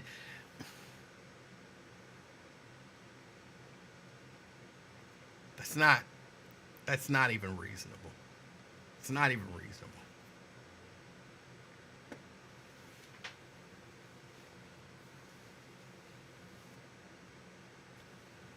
I do find that a lot of people don't believe me when I say stuff. I just tell y'all the truth. I tell y'all how I feel. I find myself being transparent with y'all, and y'all just treat me bad.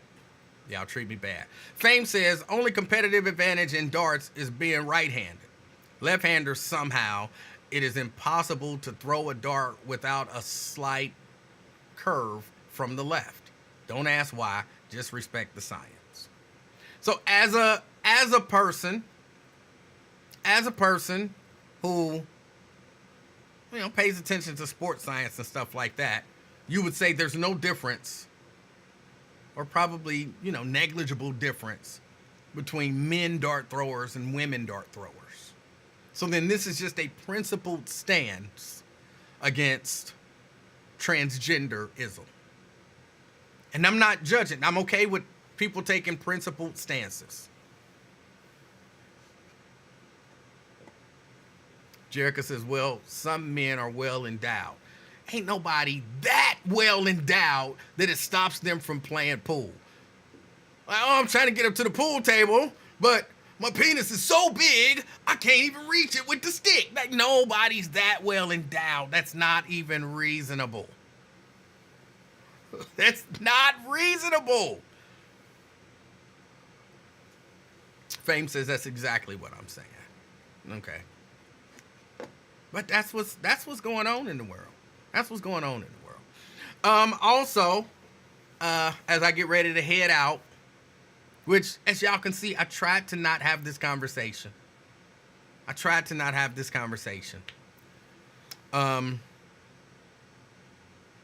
Apparently, Kamala is still surging in the polls. And, we're about a week away from the debate that may or may not happen.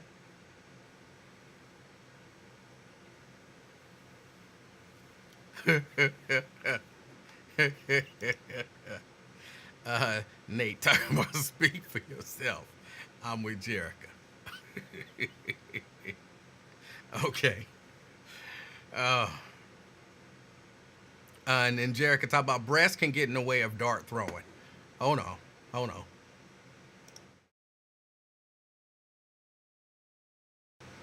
All right. Her breasts are not in the way because see how she turned? She's turned to the side. So her breasts aren't even necessarily playing any sort of a function in that.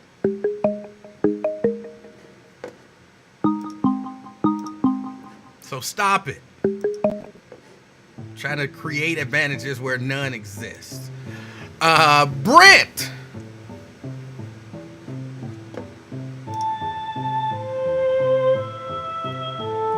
What? Did he put me on hold? Brent. Hey, what's going on, E-Man? Hey, how you doing? I'm all right. And yourself? I'm doing all right. That's good. Hey, pro tip. When you're talking to your wife and you want her to do something, start it off with, looky here, woman. It can only go up from there. I might try that. I'm going to tell her Brent told me. Yep, you tell her that. You tell her that. Oh. But also, so you didn't make it to the roller coaster with Twin? Twin didn't show up, or it was just raining down that way? Twin didn't show up, but my guess is he was just too busy. He was just too busy. All right. And that being AI is a trip. All I did was give it a few prompts, and if they could have combined a couple of pictures together, it would have been spot on. Because when they had you with the two little shirt, the medium shirt on, with the belly all out, that was just that is not that was me. too hilarious. That is not me. Look, that's what it said. It said it was you. So I agree with the Bing AI. You know, because we know that Skynet is active. So hey, I'm getting on board early. Hey, gotta do what you gotta do. Ain't gotta worry with me. But also, you didn't happen to peek over a fence at a Labor Day party with folks doing the percolator, did you? I did not. Oh, you missed that one then. Yeah, I have no idea what you're talking about. All right, go back and check out the percolator Labor Day video. You'll see. You'll I'm imagining that there must be a story behind that or something. Yeah, there he is. Once you see it, you'll get it. You'll totally get it. You'll Okay. totally get it. Yeah, I left my notes, so I'm winging this right now. But we could just go ahead and jump into the wrestling report. All right. And this is the Bash in Berlin edition. Which I did not see. You didn't see it? No, I was. I think I saw like a wrap up of what happened, but I didn't watch it. It was a glorified SmackDown. Okay. But essentially, they said it was the highest grossing WWE PLE pay-per-view ever, which is crazy when you consider there were 106,000 fans at the WrestleMania that was here in Dallas that me and my sons went to. Yeah. So what type of prices were they selling them folks? Because it was only like maybe 15,000 people. So maybe they bought. I can see this. Maybe they bought a whole lot of merch or something. Man, that's a damn lot of merch for 15,000 people. But whatever they did, I'm sure Triple H and the board at Endeavor or whatever the parent company is going to say, yeah, you go back to Berlin. Yeah. You go back to Berlin. But so did you watch any of any of Raw? Oh no, I saw like a couple minutes, but I didn't. I was watching the movie, you know. Okay. Well, from the Berlin match, you know that Bianca Belair and Jade Cargill regained the titles from two ladies. I have no idea who they are and what their backstory is. Yes. You know, they should have took it off of them. Glad they did. You know that Gunther retained. Mm-hmm. He retained the belt, but I did not realize that Randy Orton is bigger than Gunther, taller than and more muscular, which Gunther has lost. Goodness, he's probably lost like 150 pounds. Yeah, I remember when he was a little bulky and not muscular. Yeah, but I didn't realize the size difference was that big. I thought Gunther, even though he lost the weight, was still bigger. But once again, Gunther won that match in a different way. He's practically won the match in different ways all the time, to where he actually is old school. He's a throwback to old school wrestling, where he just beat him down and kept beating him down. Like, oh, you want to kick out? Okay, well, let's beat you down some more. And all right, you're gonna give up? You're gonna pass out? What you gonna do? So that was good. But the strap match between CM Punk and Drew McIntyre was a standard strap match. You know, get jumped in the beginning and going back and forth, and finally CM Punk got his revenge and got his little bracelet back, you know, which caused him so much angst and, you know, caused them to lose focus at their last match. Absolutely. But he got it back. But going to Monday Night Raw, CM Punk is calling out Gunther. And I'm like, oh, you want to die. Because Gunther's chops are up there with, I would say, a Wahoo McDaniel. That Joker had some crazy chops. But he's like, well, yeah, I'm closing the chapter of that story. All is well. Gunther, I want you. And he got out of the ring and gave the mic back. And then all of a sudden he gets jumped by Drew McIntyre. And Drew McIntyre commences to beating the crap out of him, catches him with a claymore while he's sitting on the ring, gets him back, sitting on the announcer's table, gets him back in the ring and takes off the bracelet. So he's in possession of the bracelet again. And I'm there with my sons watching and everything. And I just yelled out, well, because he broke he wound up breaking the little bracelet. Okay. And I'm yelling at the screen, shove it down CM Punk's throat. And the Viper must have hurt me because he shoved it down his throat. It was hilarious. So they're they're going probably for Hell in a Cell. Oh, no, Bad Blood is the next pay-per-view. But I'm saying they'll probably have a Hell in the Cell match or something like that at Bad Blood. Well, yeah, well, they should, because it's really CM Punk at his age, he can really only wrestle hardcore type matches, just like Triple H once he got older. There were no real wrestling matches, always some form of no DQ. Yeah. But also when they just stretched him out and everything, because he hit him with another Claymore and everything, and in the back while they're trying to load him up into the ambulance, Drew McIntyre attacks again. I'm like, yes, that's how you're supposed to be. Beat the Joker down. Keep on. If you're the bad guy, you be the bad guy all the way through. Yes. Just like when New Jack City, when Nino Brown held up the Flower Girl to use her as a bulletproof vest, I was like, yes, that's how you do it. You don't get her out of the way and cover her up. Nope. If the little girl got to go, she just got to go. Yeah. But yeah. Oh, the Bengals. So you are still holding steadfast. You are not going to watch the Bengals game. Not going to watch any NFL. No, and somebody asked me earlier, like, do you watch the highlights? No, I don't. When the news comes on, if I'm watching the news and the sports come on and they start talking about it, I turn. I don't go and check out any of the highlights or any of that kind of stuff. No, I'm out of the NFL until they do what I think they need to do. Okay. All right. Well, there may be an image of you popped up here some Sunday. I think I'll set the timer for that. And this just using my mind's eye. Use them this, I'm crazy at times, but I'm not stupid. So sometimes I have these thoughts, and I got to be able to put them, well, not on the computer. So I'll have to call up my cousins who are very artistic. Like I said, how about you draw me a picture of a Pegasus driving a truck with its horse side being pulled in the trailer? And they made it for me.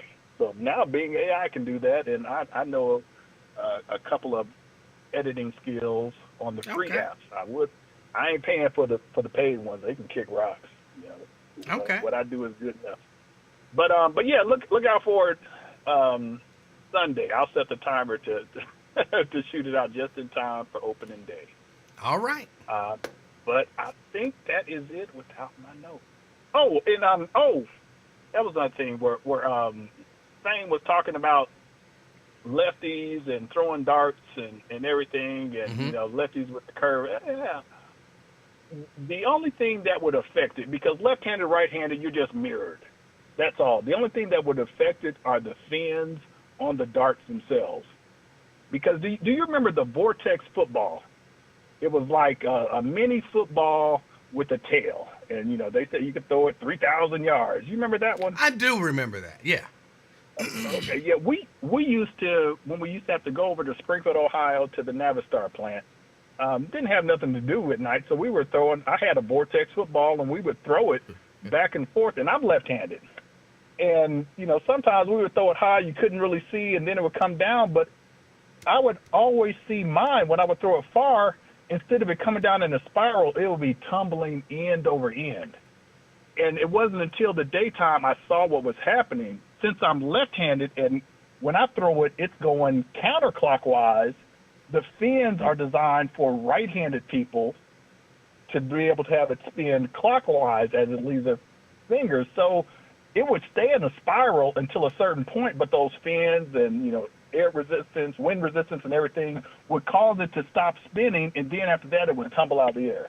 So that's the only thing I could see with advantages between right-handed and left-handed in darts, because it's just mirrored. So it's just the fins on the aerodynamics. All right. Of it. But I think that is it. That's all I got. I appreciate your call. All right. Now, hold on. I see some bad misinformation going out in the chat, and you know I have to address misinformation.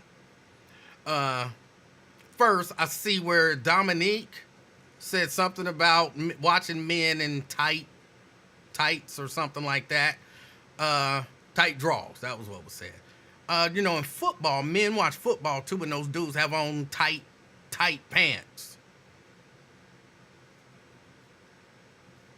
Who's paying attention to the clothing? You're paying attention to whatever action is going on. So that's not even a reasonable thing. Strap match. What kind of wrestling y'all be watching? A strap match it's similar to I've had a chain match back when I used to wrestle. You put a leather strap, and you're tied to, if you want to call it, bound to it. It's tied to your wrist and it's tied to the other person's wrist, and so you can pull each other around and you beat each other with the strap.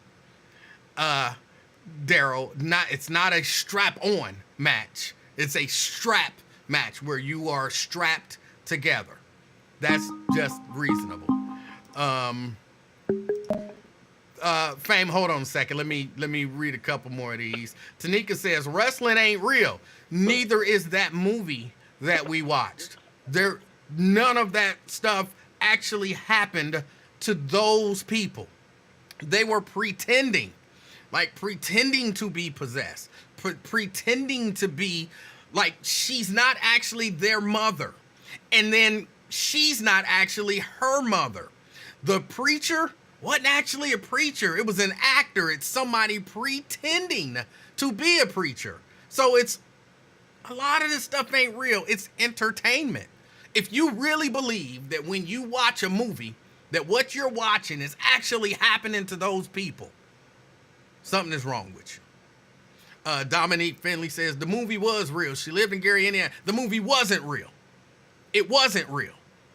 Audrey Day is not the parent of those 3 children. I don't remember their names. And Glenn Close is not Audrey Day's mother.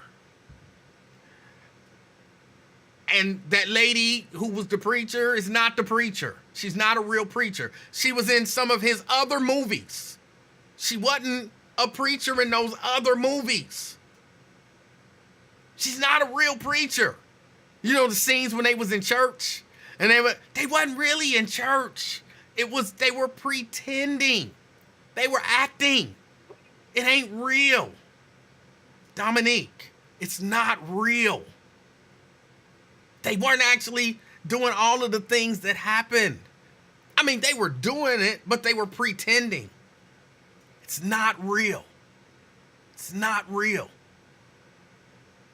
You know, what's his name? Sylvester Stallone. He's not really a boxer, and he didn't really win the world championship against Apollo Creed. It's not real. It didn't actually happen. They were pretending. It's a lot of the entertainment that we see, that's what it is. For those of y'all who said, oh, wrestling ain't real, it's entertainment. A lot of this stuff ain't real. Daryl says, this is kind of really what I wanted to get to, and then I'm coming to you, Fang. Alethea was asking what happened between Nate and, I guess, Wyatt. And Daryl gave a seriously flawed account. He says Nate was talking S about Wyatt in the Wyatt Show chat and E-Man Show. I'm not sure that that's what was happening. I would ask you, what did he say about him that was talking S? He called in on E-Man's show and went in on him. Well, both Livingston brothers went in on him, which would then lead me to ask you, what did I say about Wyatt? I can tell you what I said, but you tell me what I missed. I said, I like Wyatt. He's a good dude. I think he got a good heart. I love it when he talks politics. He does say that he doesn't talk politics, but he does. And I like it when he does. That's all I said about Wyatt. So if you can tell me what else I said that would be considered going in on him, I would appreciate it. I would appreciate it. Because I'd like to know. What did I say? if you're gonna give somebody an account of something, it should be a true account of what actually happened.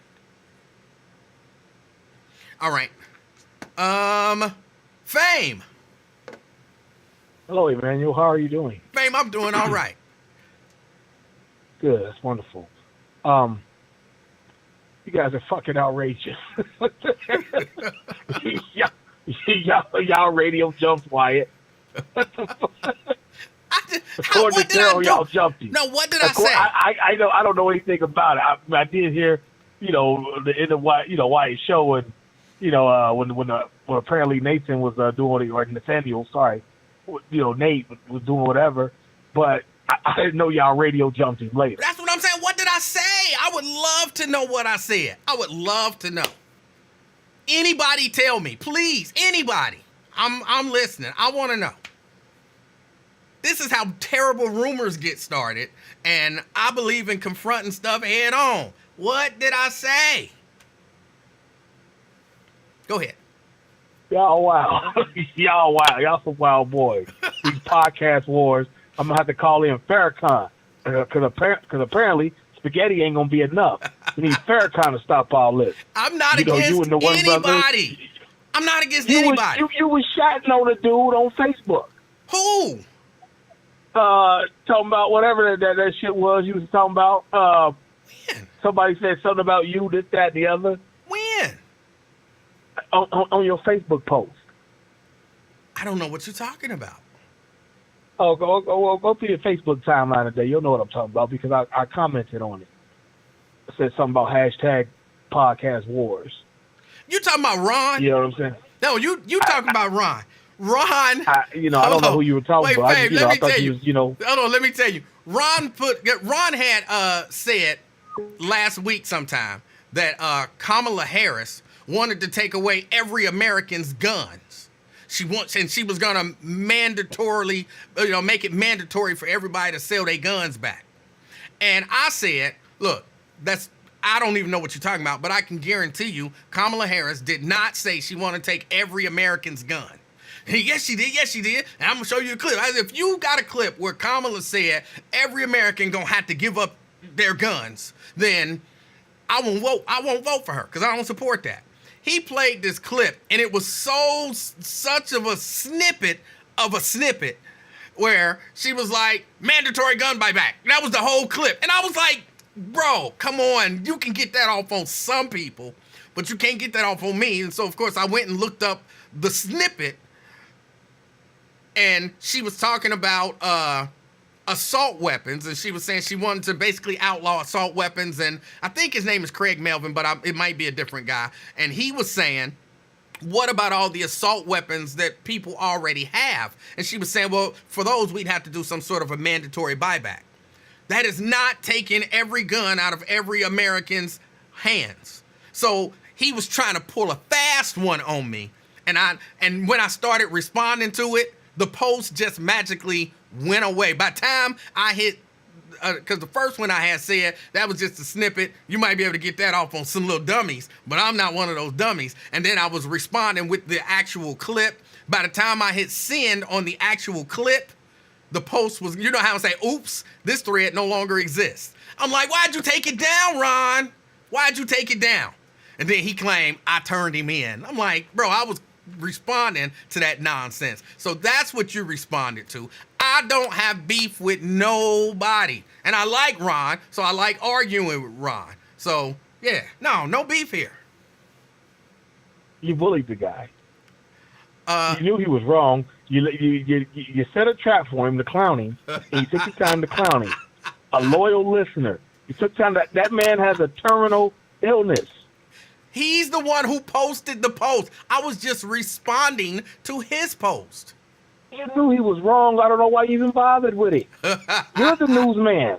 Because he had a few people on there talking about who got him. And I'm like, are you one of the dummies, like, who fell for this?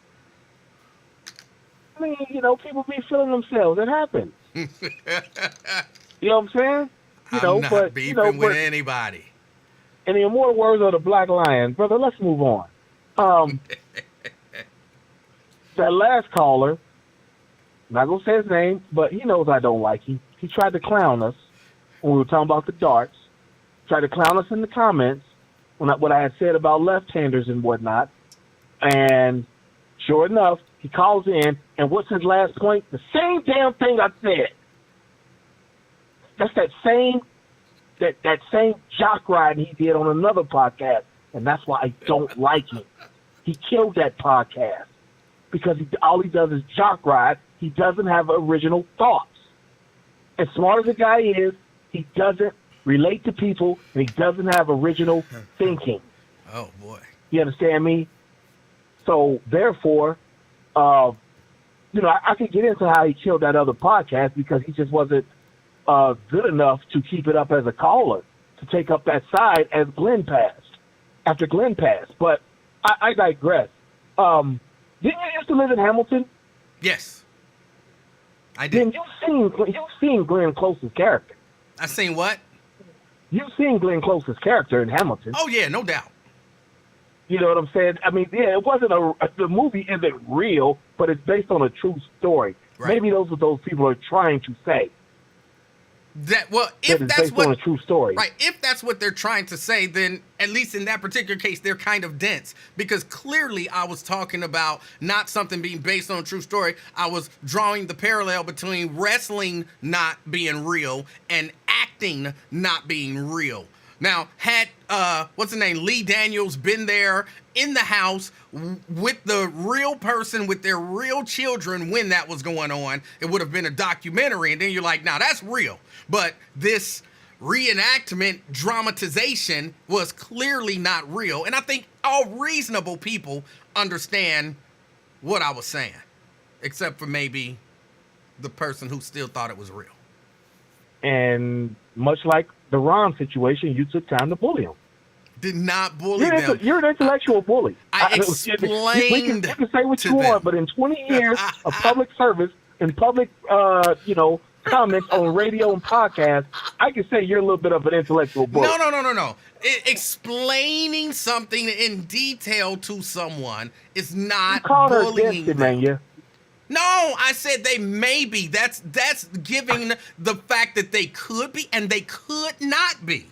There's an option there. They have to decide, look within themselves and say, okay, I did understand what he meant, but I was trying to be funny. Or, they can look at it and say, okay, I was being a little dense in that moment, but I'm not really dense. So that's not, no. I explained it to them. That's not bullying. Oh, you know what? That was such a hell of a flip. I'm gonna rock with it because I appreciate it. I'm gonna rock with it. I'm gonna fuck with it anyway. You know what I'm saying?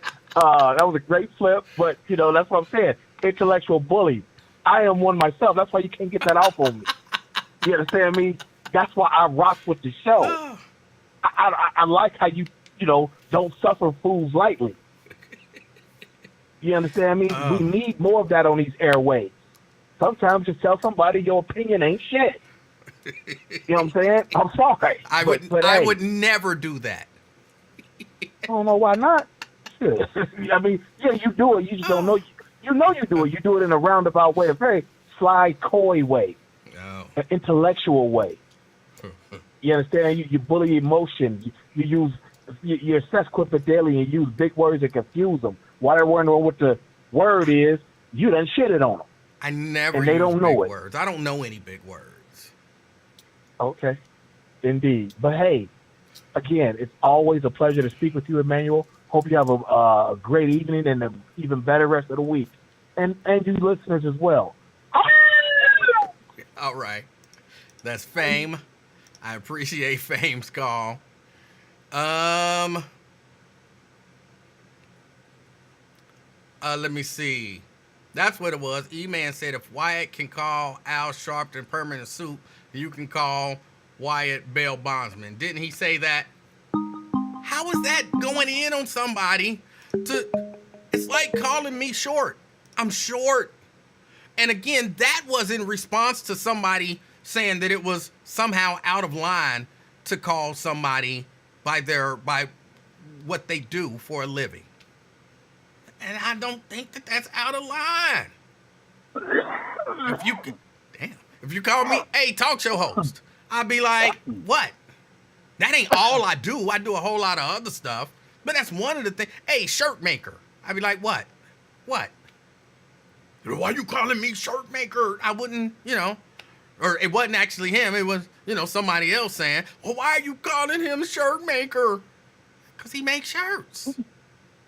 He makes shirts. He do other stuff, but do he make shirts? Yeah, all right then. So no, I didn't go in on nobody because I'm not against nobody. Stop trying to say I did stuff. Look, there's plenty of stuff to say that I did that I actually did. And I own everything I do and say. I own my intentions.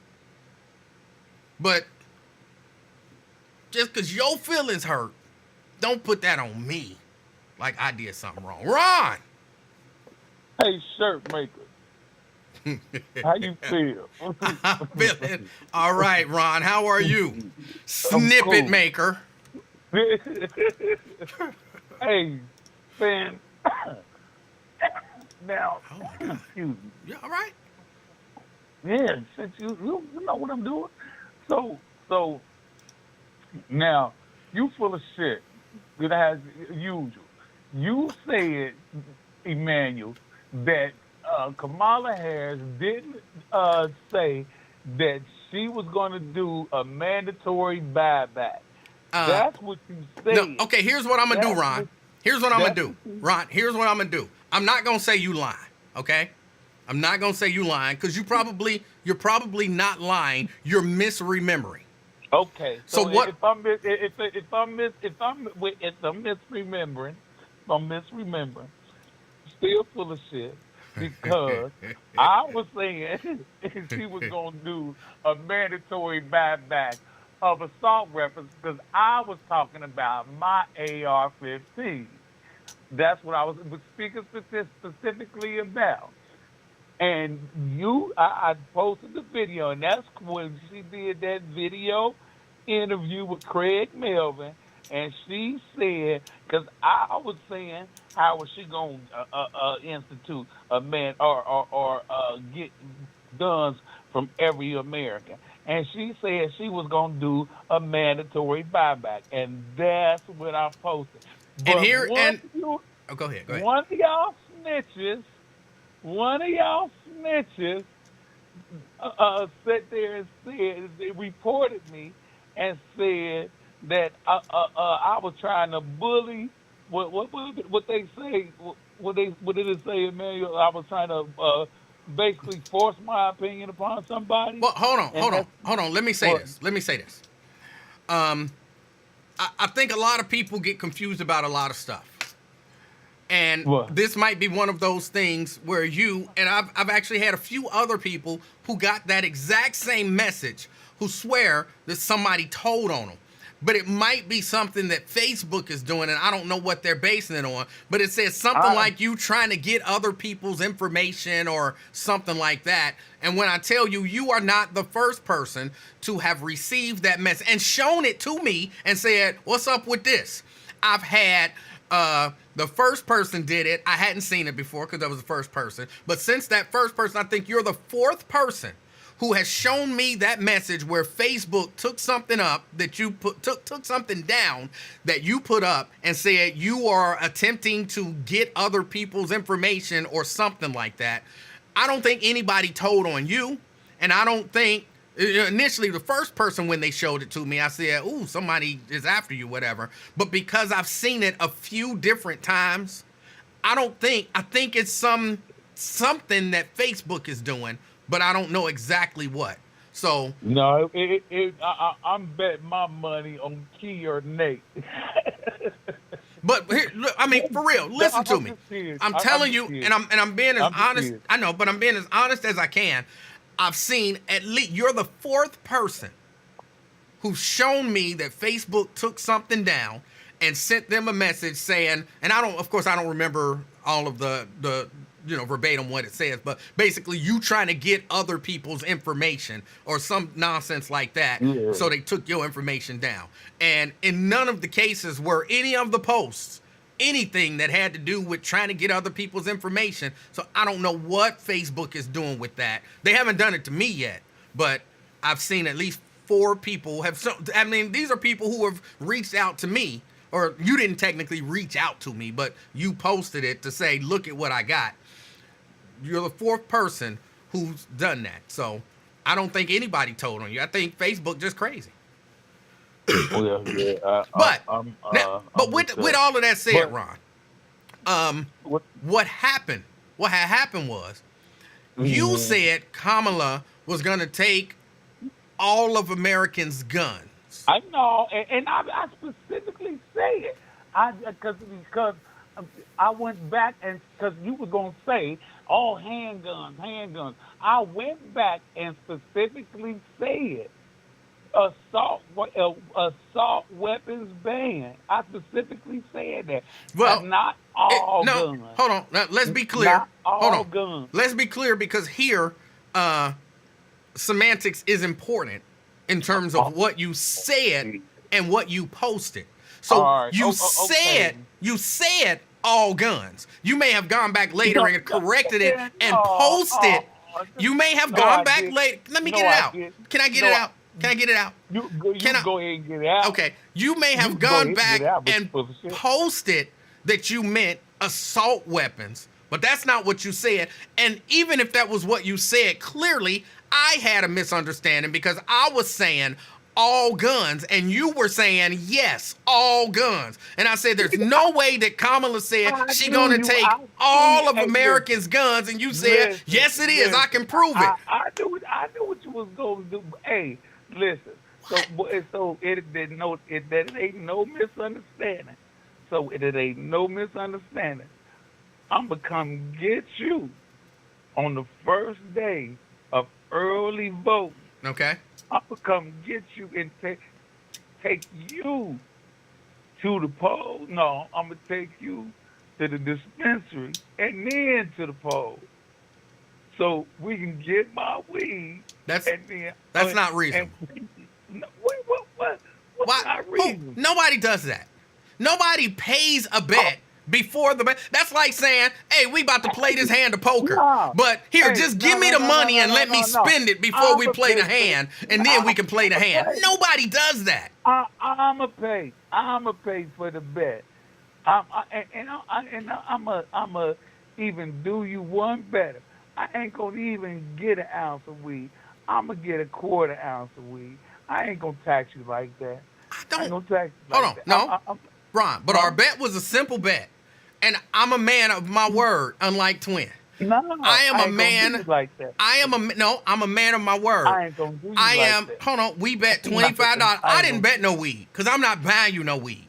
Okay, but I bet you $25 that you will vote for. You bet me an ounce of weed. No, I didn't.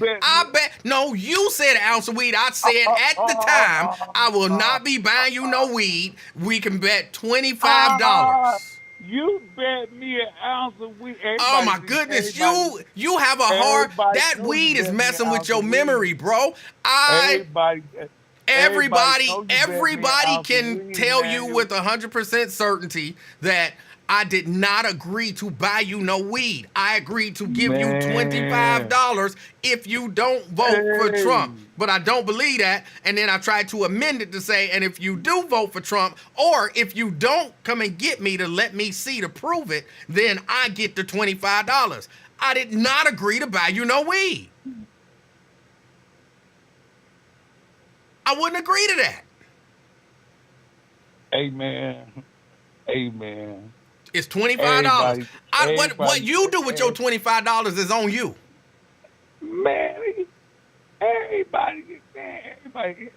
Man, look. I'm disappointed in you, Emmanuel. Oh, I buy my own weed, and I'm going to vote for Trump. Nigga, I knew you wasn't going to do that shit. I never said I was going to buy you weed. It was $25. No, I didn't. It was. See, now you're going to make me. Okay, hold on. Okay, Ron. If Ron. I prove that shit, and you didn't prove it. Okay. and Ron. Okay. And see, you're gonna make me go and pull up the show where I want you to pull both where of them I am motherfuckers up, very and clear you about can the get that shit fact. tomorrow. Hold on, where I am very clear. So then let's make another bet. I'll bet What? you $50 that I never agreed to buy you no weed. Oh no, nigga! I bet you 200. No, nigga, you ain't gonna pay. Oh, wait a minute. You want 200? You I'll ain't go gonna- with 200. you ain't- $200. You ain't gonna you ain't gonna pay. 200. You ain't gonna Hold pay. on. I Okay, just want to so- be. I just so- want to be clear on this bet. No, Let's be I ain't clear gonna- on the bet. No, The you ain't bet gonna is pay. now $200 if I can pull No, up the audio no. of when we made the bet about your vote and the $25 and I never agreed to buy you no weed. As a matter of You fact, said I said you I wasn't will gonna not buy buy you no any but weed. you I would will give me you the $25. because you wouldn't buy me no weed. That's what I've been But, saying this whole hey, time. You said you would give me the ounce of weed ain't no $25 motherfucking dollars. No ounce of weed ain't no $25. Bro. That's why I know I wouldn't have made that foolish You- bet. Cause shit, my vote ain't worth no $25. I could buy my ounce of weed myself. Bruh, are we doing the $200 bet or not? No, you ain't gonna honor the bet. Okay, listen. I will honor the bet. And No. I had to have it by the time I start the show tomorrow. Hey. I have to have the audio and video Hey. of the bet. Hey, but see, now I'm a man of integrity. Now, So you gonna if bet this $200? If you pulled up, and if you pulled it up, Uh-huh. and you said that and I said that it wasn't no $200 or it wasn't no ounce of weed bet. It was just a $2,500 bet or a $25 bet. Uh-huh. I'm a man of integrity. I'm gonna tell you that I ain't gonna pay your motherfucking ass because you wasn't gonna pay me the ounce of weed in the first fucking place. So I ain't gonna pay you, regardless of the fact. I ain't gonna pay you. I ain't gonna pay you. Just so I'm clear. If Ross was there. Just so I'm clear, we no longer have any sort of wager then, is what you're saying. No, man, no, you ain't fair. Hey, man, you ain't fair. You ain't fair. But I digress with that shit. Okay, listen, Wait, hold listen. on. Before you digress and go or whatever, the $200 bet is off, right? Man, Just yes or no? Is it no $200 bet? no $200 bet? The $25 bet, is that still on? Hold on. Don't let fame hype your ass. The 25. Don't let fame. I'm just don't trying let to be fame hype clear. your ass The up. $25 Nigga, bet, is that you ain't no mental giant, nigga. No, I'm not. I'm a mental midget. I'm 100% mental midget, which is why I have to be clear. If the bet, if it ain't no ounce of weed bet, it ain't no $200 bet. Okay, So, so I so wait a mean, it minute. is what it is. So are we saying that there is no longer a $25 bet? No, we saying it's an ounce of weed bet. And again, I'm not buying you no ounce of weed. I said I would No, give you $25. Wait, no. You ain't gotta buy me the ounce of weed. I'ma buy my own ounce. So the $25 bet is off. But then when I buy my ounce,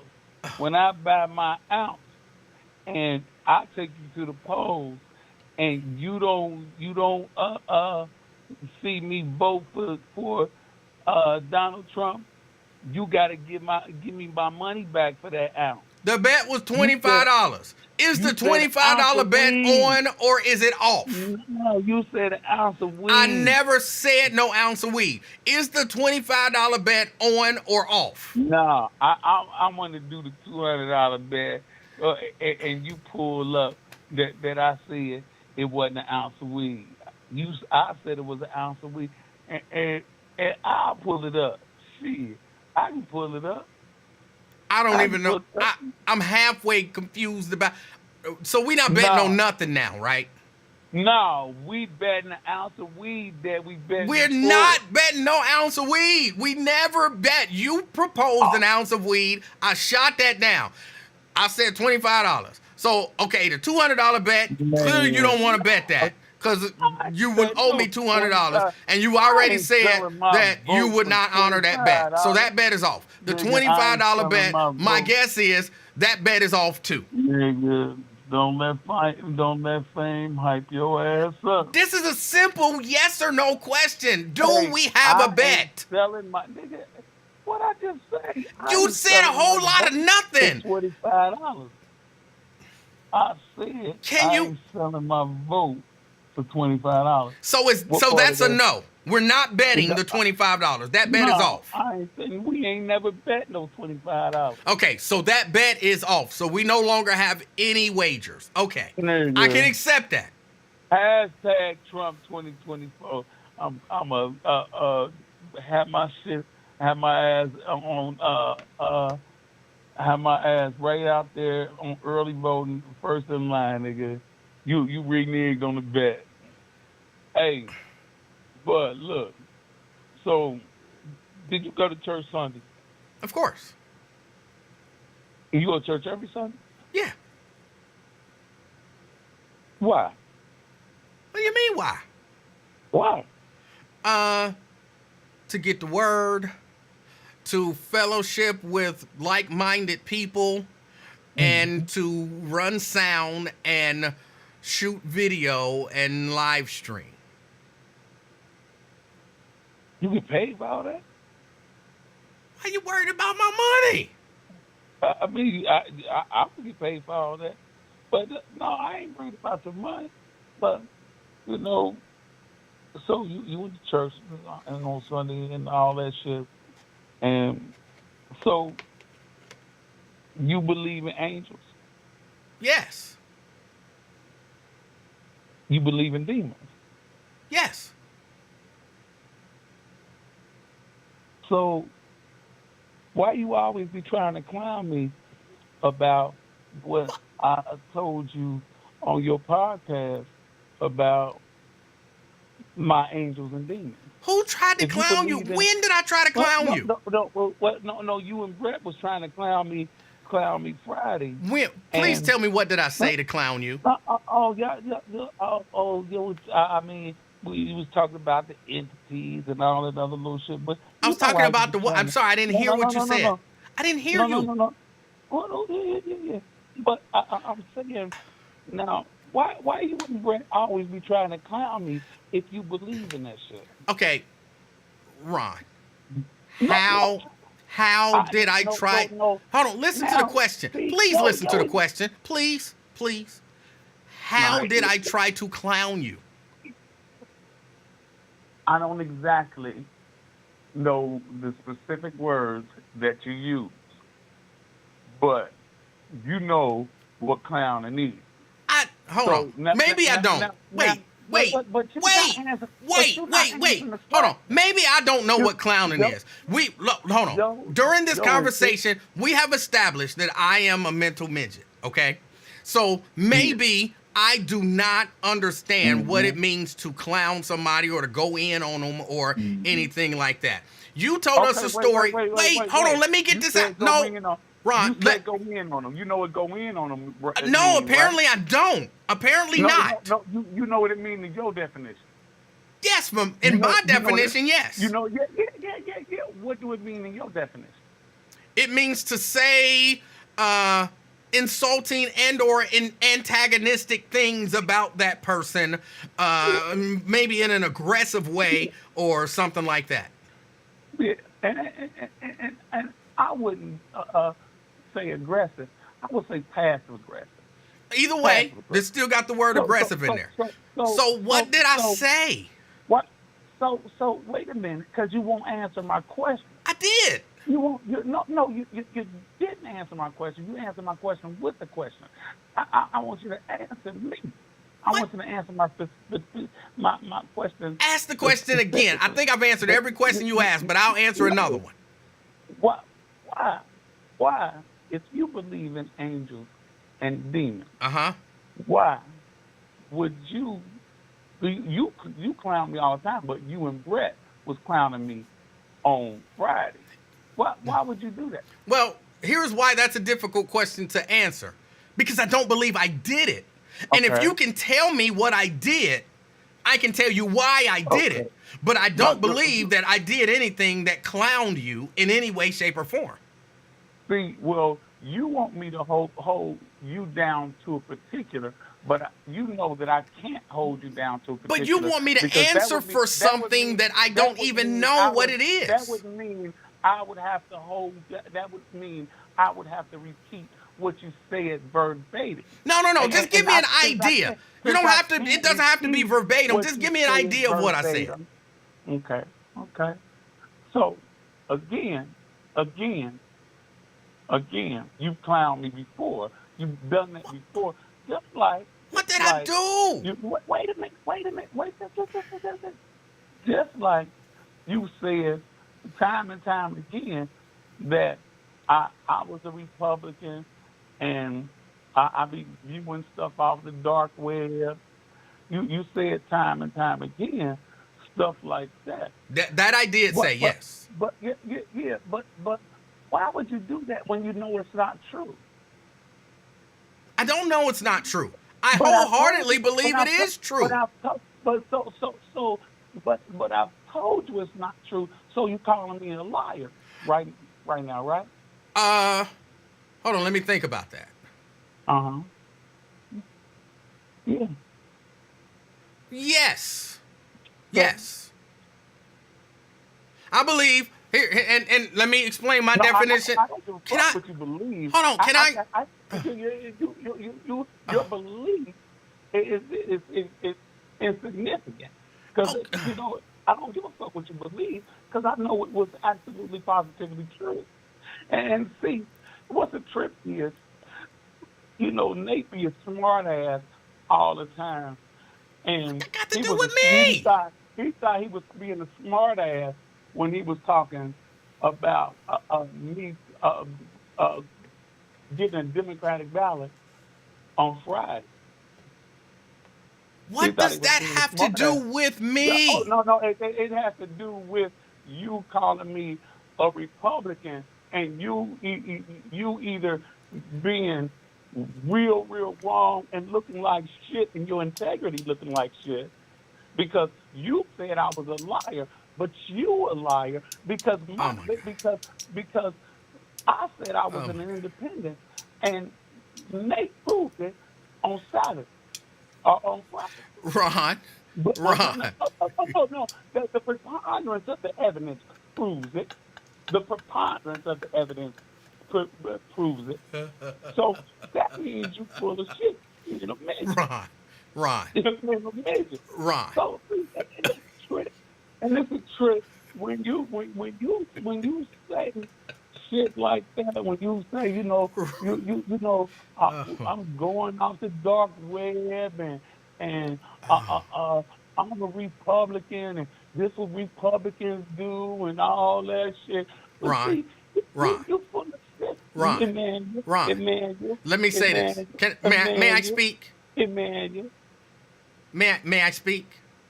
Emmanuel, yes, you might. Without being interrupted? Yes, you might. Okay.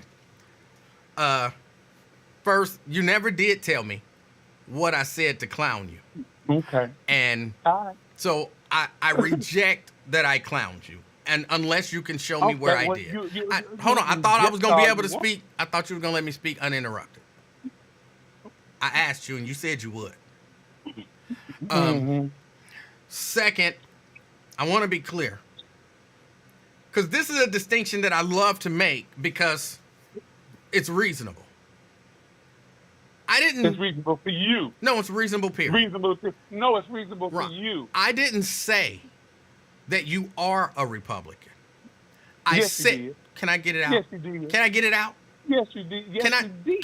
get it out? But you tell the lie right now because you did. Ron. You absolutely positively Ron, can I get it out? What Sunday is showing. You Emmanuel. said you were gonna let me Emmanuel. talk uninterrupted. Okay, and go ahead.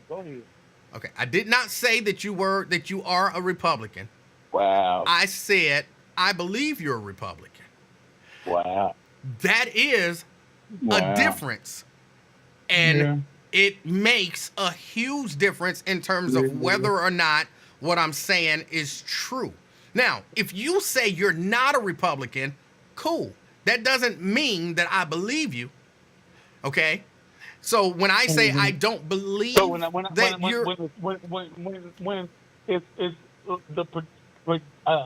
when the preponderance of the evidence shows that I'm an independent, what then? well, the preponderance of the evidence would show that you're not a registered Republican. But you don't have to be a registered Republican to be a Republican. And You could. Why would you vote? Why would I take a Democratic ballot? No, that's a good question. May I answer? Ron, that's a good question. May I answer the question? Full of shit people say full of shit. May I answer the question? Yeah, full of shit. Why would a Republican go and take a Democratic ballot, in particular in a primary?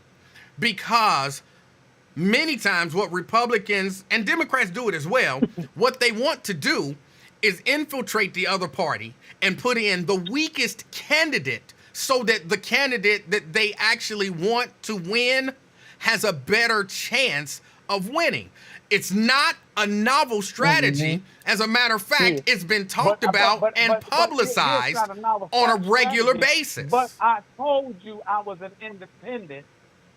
I told you I don't believe you. I don't believe you. I couldn't get a Republican or Democratic ballot. You can be a Republican and get a Democratic ballot. You can be a Democrat and get a Republican ballot. Republican, you like I said, shit.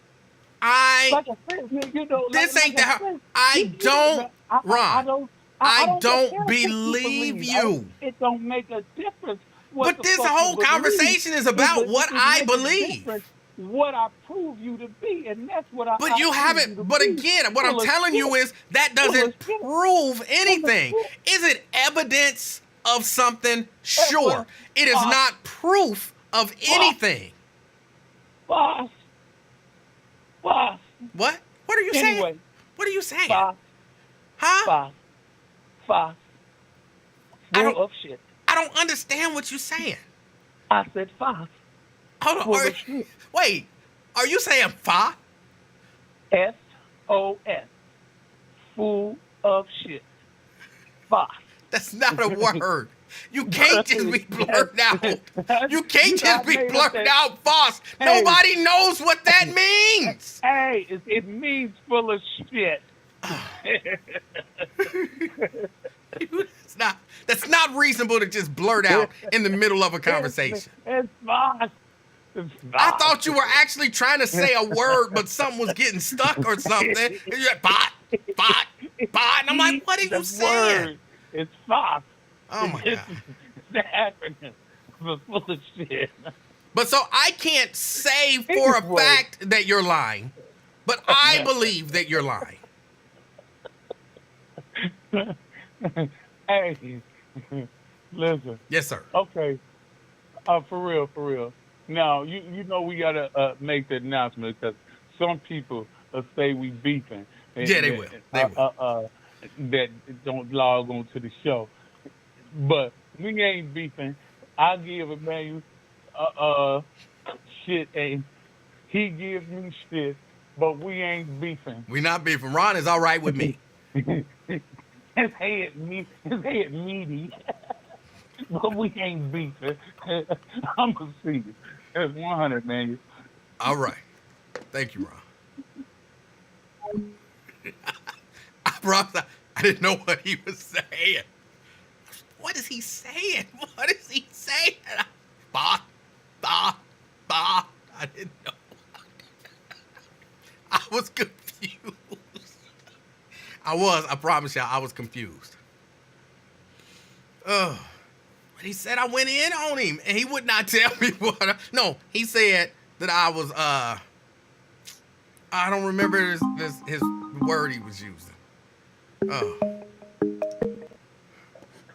Twin. What's up, man? Hey, how you doing, sir? I'm not doing too good listening to you lie. What did I lie about? People are accusing me of all kind of horrible stuff today. I could have swore you had a bet with that man about some weed. You never, I don't think you, I can recall you ain't never mentioned him saying you ain't gonna give him no weed. But all right. He betted you and stuff, some weed. Twin, would you like to take his place in that $200 bet? No, I'm cool. I got my own weed if I want some. No. That's Second just of all, it. The $200 bet is not about weed. The $200 bet is the bet where I tomorrow have to have the audio that proves that I never agreed to buy him no weed. I don't trust. Oh, you think I trust you? You edit shit. You not do that computer stuff. I ain't stupid, nigga. Who you think you talking to? And I ain't good with computers and stuff. I ain't even gonna hold you up. But you did bet that man. No, and there was some weed. I know it was some you're weed. right. I did bet him. Initially, he said weed. I said I'm not buying you no And weed, and we agreed on $25. And he said something about an ounce, a quarter, or something like that. Something like that, and I said $25. I'll give him $25. He do whatever he want to do with it. Yeah, $25 worth of weed. No, it was $25. He was going to take the $25 and buy weed. That's not my. Whatever he do with it ain't got nothing to do with me. But that was the bet. Okay. And then, second of all, you and Brent were sneak dissing on him when Brent brought up. Man, just let me get it out before you start lying again. What did I say? You said Friday when Brent brought it up, and you agreed with him when he said you talked about the devil being in the room. So Brent talking about that man that was in the room with him. The dark man. And you agree with him. The dark man. Yeah, the dark man. You know what he was talking about when he brought it up. Wait. You tried to give him the whole. No. You tried to give him the whole 360. How is acknowledging that this man has had a run-in with what we're labeling as the dark man? How is that dissing him? What I'm asking is, what did I say that's dissing him? Not did I acknowledge that he's seen the dark man. That's not a diss. He told us the story about the dark man. So me saying that you saw the dark man is not dissing you. How did I diss him? That's the question. When he brought it up to your attention, you go lie about it when he asked you and stuff. You were sneak dissing him. That's what he said. That's what which I believe, which is true, which you was. Y'all on some sneak dissing just like your hating ass brother was. If he man enough, and I know his little punk ass listen, if he man enough to talk crapping on Wyatt chat, tell him talk this shit to Wyatt. When he all they telephone twerking twin, all that extra shit, put that shit on Wyatt show. Call in at 1 o'clock if he man enough. Since your ass Macho Man Randy Savage want to go out there and protest and be smart and sneak diss on the motherfucking chat, tell his ass to call in at 1 o'clock. I'm going to see how man enough he is. I don't want to hear that lady. Remember this, remember that. Keep your ass up in Toledo with that bullshit. That don't take no lot of manliness to call a talk show. Man, what do y'all think this is? You don't have to be no big. I'm a big man. I'm gonna call a talk show. You and your goof ass. You and your goof ass brother get that shit off quick. Ain't nobody taking it. No, y'all always sneak this and want this. Fake extra shit on the chat. No, man. Fuck all that. Oh my God. Fuck what you talking about. I'm tired of you and your damn punk ass brother. You mad? Tell his ass calling at 1 o'clock. No. You mad? No. Because you were outed as being afraid to ride roller coasters. Don't be mad at me because you scared this ain't got shit to do with no roller coaster. But what else would you be mad about? Why do you even bring up? We ain't even talking about no roller coaster. That's all I can think of that you would be so mad about. What are you mad about? No. When you let your little brother in there, or big brother, whoever he is, on the chat, and then why you go, he know his damn name trying to be smart and sarcastic like your extra ass. What is that, Bell Bondsman? Bell Bonds? Oh, you talking about Wyatt. Okay. Yeah, I do sometimes don't disagree with him because he talking about, he's not a politician, but he talk about it more Okay. Twin. But he talk all that. No, nigga, no. Twin. No, hell Twin. no. Twin. No, Twin. No, what? what? Then you get up All there. I'm about to do is then ask you get a up there and simple let him get question. that. No, I have want him to three be a man. simple questions No, I just for want you. him to be a man. Three and simple call questions. him to wife tomorrow. Ron, I have 3 simple questions No. for you. Not Ron. Twin. What? Number 1. You full of shit. Is it Number wrong? 2, you gonna keep Hold full on. of shit. I'm just asking and a question. FOS, You just don't like want to he answer? said, you full of shit. Fox, nigga. I want to ask you a simple question. Come on, be What? a man and just answer the questions. No, All right. could you ask me something dumb as usual? These are not dumb questions. They're simple Yes, questions. no, man, you try to fix your word and Is be it- all smart mouth, is educate, it- shoot these big words. Go What ahead, big man. words. I don't know big You got 2 words. What are minutes. y'all Go talking ahead. about? Is it wrong? Come on, man, go ahead. Is it wrong to call a man out of his name? No, it ain't wrong. Is it wrong to call a man by the job that If he you- does? He, man, y'all know what y'all be doing. He know his damn answer name. the damn question. Is it wrong to call a man by the job that he does? Is that wrong? You know damn well. Do I say, what's up, Bill Bonds? Will you answer the question? Is it wrong? I'm not answering that dumbass question. Okay. I ain't answering You don't that have to dumb. I don't say, answer what's it up- because you what's up, not podcast, answering it Emmanuel? speaks volumes. No, what's up, podcast, man? I don't say no shit like that. But you do "What's up, say, E-man?" but you do say perm in a suit, right?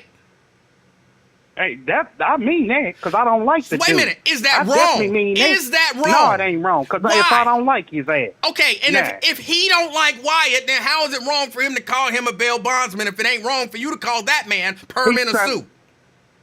Get the fuck out of here, man. He's trying to be extra on that, man. And you ain't trying to be extra by calling him perm in a suit? No. You and your brother, no. You and your trying to brother be extra y'all- by y'all calling know him what y'all perm be in a doing. suit. In case you don't know, I'm gonna use one of them big words. That's called a double standard.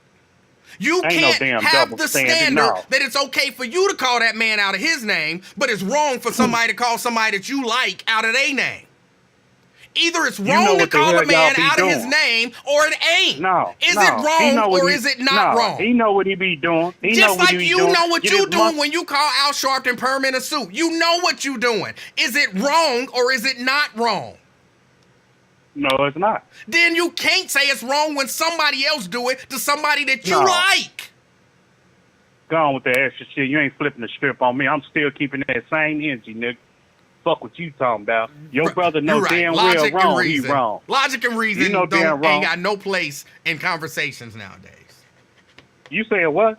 Logic and reason has no place in conversations nowadays. Yeah, I've been not in days now. Not today it don't. But Okay. You know you and your brother full of it, man. You know he is. What did I do? You know the man. You know the Bears bomb. Nigga, you just should have said Wyatt.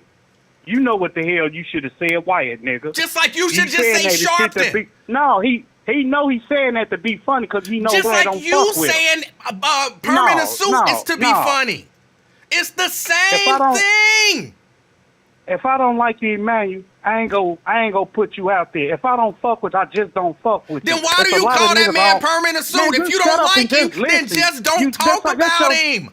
It's the that's your same problem now, you don't thing. listen. It's the same thing. No, it's not. It no, is. It's not. 'Cause What's if the I- difference? No, it What's don't. the difference? If I don't fuck with you, I don't bring your name up. None of that. You talk That about man him don't- all the time. You call him perm in a suit. What you mean you don't fuck with him so you don't bring his name up? You talk about him all the time. That's why you call him perm in a suit, because you bringing his name up. If you close your goddamn mouth and quit running at the mouth and listen. I talk did like a damn listen. girl. Just slow I'm your telling roll. you, you're wrong. What you're trying to do is Emmanuel. create a double standard where No, if you no, I'm don't not like doing- somebody, it's okay to call them out their name. But if it's somebody that you like, then You everybody fuck has with to people. call them their name. That's a double standard, bro, and it's wrong.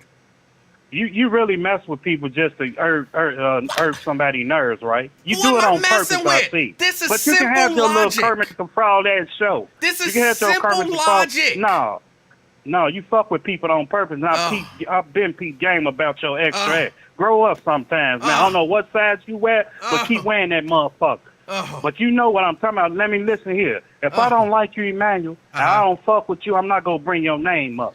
If I say, if I don't mess with you or something like that, I wouldn't bring your name up, man. I'm like, man, no, I just don't mess. I don't mess. What I gotta talk about you for if I don't like you? Come on, man. That's what the statement I'm trying to make. But your ass keep running off at the damn mouth. I agree with you. I agree with you. Then why do you hold on. So why do you bring up Al Sharpton? Man, this something, man. That's petty. Why do you bring up Al Sharpton? That's petty when I'm talking about with him. If I don't like, I don't like. But you said, you just said if you don't like him. I don't like what he do, so man. If you don't like him, then why do you bring his name up? Because you just said if you don't like somebody, just don't bring their name up. Why do you bring his name up? No, don't try to flip the strip on me because I'm talking about your clown ass brother. You full of shit, like he said and stuff. And he know why I don't fuck with him. So why would you try to put him on blast like that? Well, he's the Bill Bob. What's his name? The Bill Bob? Nigga, you know his name. He been around for 20-some years. And you know Al Sharpton's name. He been around even longer. Man, I ain't thinking about it. Don't try to flip the strip. You know what the hell I'm talking about. You have a good day. I got work to do because you full of shit. Like you said, you ain't your brother. Tell his punk ass to call in tomorrow, 1 o'clock back. Oh, Jesus. Oh, Jesus. Oh, Jesus. Yeah, you got me calling Jesus. There's got to be another way to get people to comprehend what you're saying. It's wrong to call a person out of their name, except for when it's not wrong to call him out of their name. Well, I don't like that motherfucker, so I can call him out his name. Okay, what if he don't like him? Well, I like him, so he shouldn't call him out.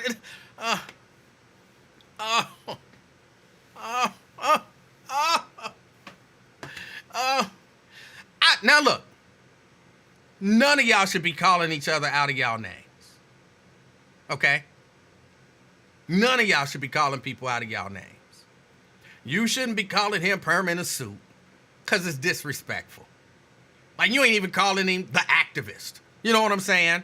The preacher, the rev. You calling him a name that's intended to be demeaning. And Nate should be, my opinion, Nate should be, just say Wyatt. Wyatt, I thought Wyatt wasn't going to talk about politics, but he talking about politics again. And again, because apparently if I say that, that's me going in on Wyatt. I like it when he talk politics. Like, y'all think I'm crazy. I thoroughly enjoy when the brother talk politics. I've learned stuff listening to the brother talk politics. I've learned stuff listening to the brother talk politics. And I don't have to agree with you to learn from you. I like it when he talk politics.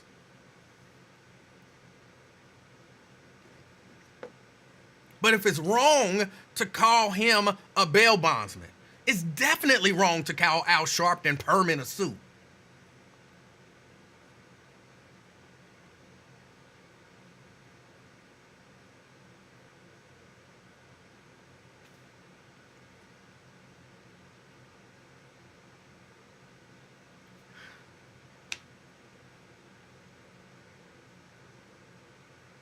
You can't throw stuff out there at people and then be mad when they throw the same thing or the same type of thing back at you.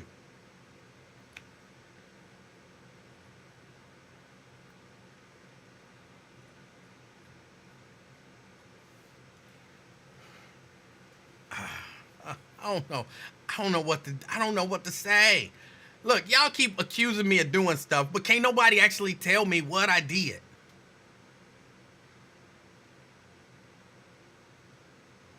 Because can't nobody tell me what I did. Oh, you made fun of me. What did I do to make fun of you? You said that I said something that I said? That's not making fun of you. That's not making fun of you. Ron told us the story about the dark man. I called him the dark man because I didn't know another way to explain it. So I called him the dark man. So to acknowledge that Ron says he saw a dark man, it's not taking a shot at Ron. It's not.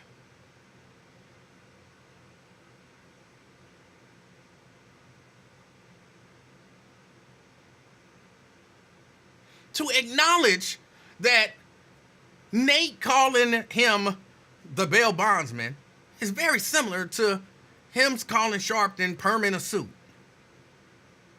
That's not me going in on Wyatt. That's an acknowledgement of the same level of disrespect by not calling the person by their name. That's not me going in on anybody. And people gonna believe what they want to believe. I'm cool with that. I'm cool with that. See, here's what I do. Here's what I do. I do what I do. And I'm comfortable with what I do. Because I know I try to be honorable. And while Daryl saying, oh, Emanuel went in on Wyatt. Emanuel, no, he didn't. But if you can convince other people that he did, then okay. It's fine. If Ron can say, oh, you made fun of me. I can't produce when or how or why. But I know I didn't. But if you can make other people believe that I did, then that's cool.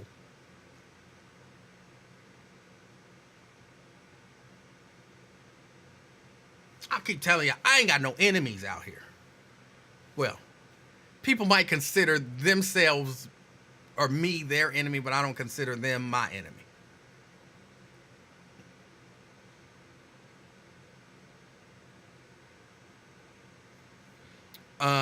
Stephanie said, but the other day you stated, stop being so sensitive when someone calls you out of your name. Yes. And again, that was predicated on the idea that if I call, y'all know I like to be real and put it in. If I, instead of referring to Lincoln Ware as Lincoln Ware, if I call Lincoln Big Head, and then somebody call in here and call me Bad Hairline. How dare you call me Bad Hairline? You know my name. Call me by my name. And then they like, but you know Lincoln Ware's name. Why don't you call Lincoln Ware Lincoln Ware? Because you got a big head. Then you're doing the same thing to him that I'm doing to you.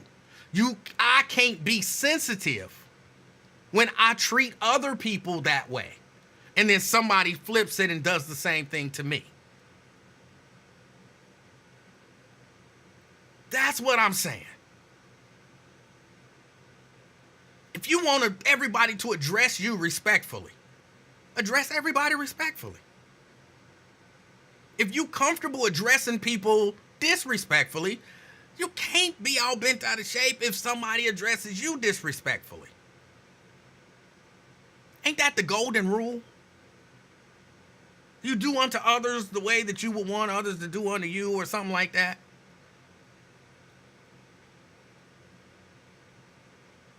That's not me going in on nobody.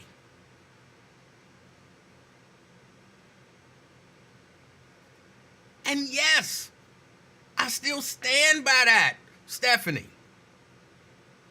You can't be sensitive about it when you do it to other people.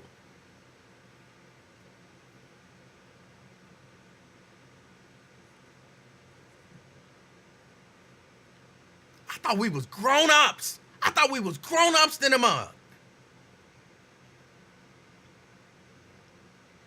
You know how, and I'm saying this in all honesty. Y'all know how Ron called in here when he called in and he cussed me out. He called me names. He make up words, false. He make up words. All of that stuff. He do all of that. Sometimes, not every time, but sometimes before he hang up, he wish me a good day, or I wish him a good day. We had one of them incidents, and then I go to the school board and I see Ron. Ron didn't square up with me. I believe we dapped. What's up? That was, I think if I saw Ron walking down the street right now, I'd be like, Ron, what's up?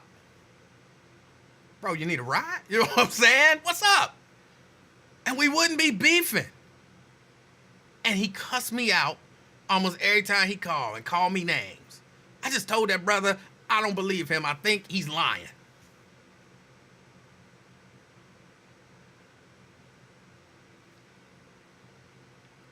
And if I see Ron today, ain't neither one of us gonna try to square up. Why? Because we grown. We grown.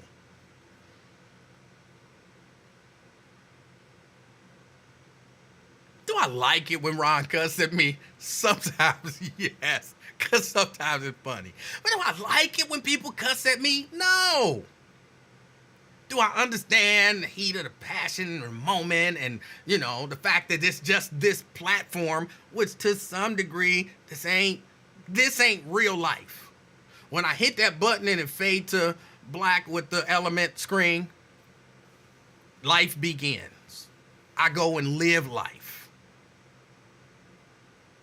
If you getting all bent out of shape and stuff because of something somebody said on a talk show or even something somebody sent to your talk show, you know how many people I would be chasing around trying to fight because they send terrible messages. Ask Black. That you are a very disrespectful person. I want to fight you. I don't want to fight Axe Black.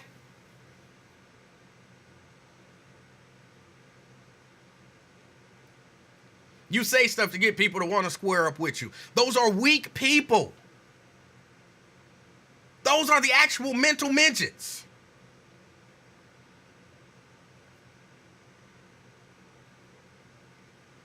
I really thought we learned all of this stuff when we was kids. I thought we learned this stuff when we was kids. People can talk. If you're not threatening me, and when I say threatening me, I mean, you know what I'm saying, some immediate danger threatening me. How am I going to fight you? Again, and I keep asking this question to everybody. I don't understand what would be the purpose. Ask Black, I see you in the street, right? You said I'm disrespectful. I see you in the street. And let's say, because I'm going to give both scenarios. I'm going to give 3 scenarios. Scenario number 1. Axe Black said I was disrespectful. I see Axe Black in the street, and I'll whoop his ass. Do that mean he don't think I'm disrespectful no more?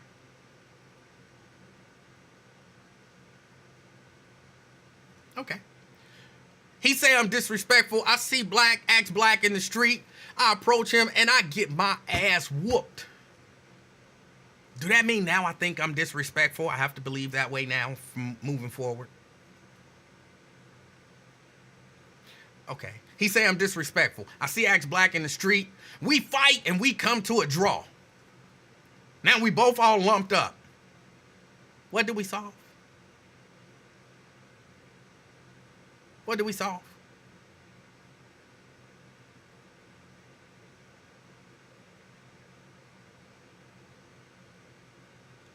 So that's what I'm saying.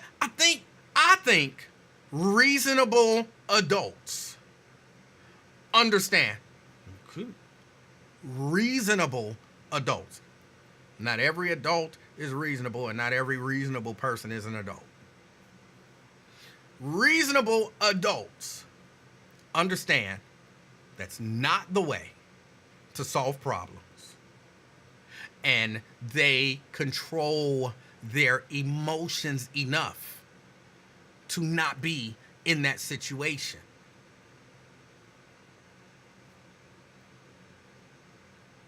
Reasonable adults do that.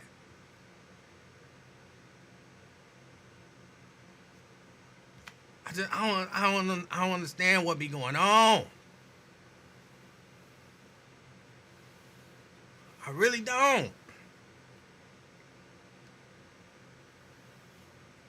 Jerica says, who gets upset and says, let's fight? We too old and some of us have too much to lose.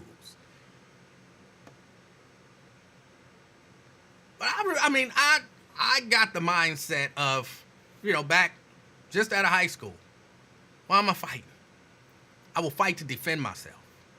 I will fight to defend my family. I will fight to defend, somebody who needs defending. If I see you doing something, you know what I'm saying, to an old lady, I don't know why we use old ladies, but if I see you doing something to an old lady, I will fight to defend that old lady. That child, I will fight to defend that child. You just talking, I'm not fighting for that. It don't benefit nobody.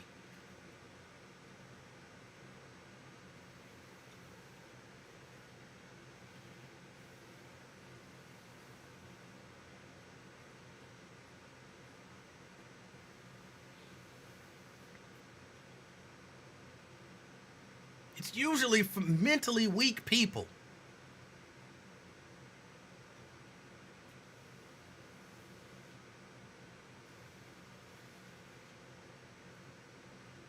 Okay, emotionally immature, Jerica.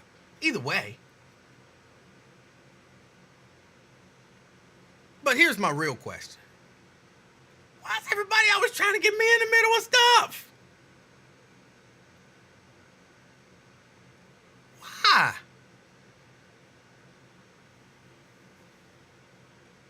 I ain't did nothing to nobody. Come on, y'all know me well enough to know if I got something to say about you, I ain't got no problem putting your name on it. Whoever you are, I ain't got no problem putting your name on it. I don't want there to be any confusion. Is he talking about me? Did I say you? Then I wasn't talking specifically about you.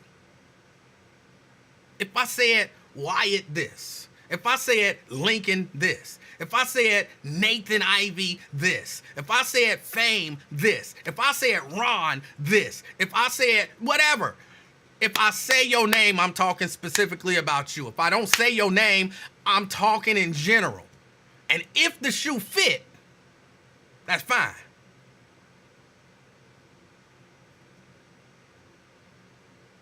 But if not, I wasn't talking about you specifically. That's the way I operate.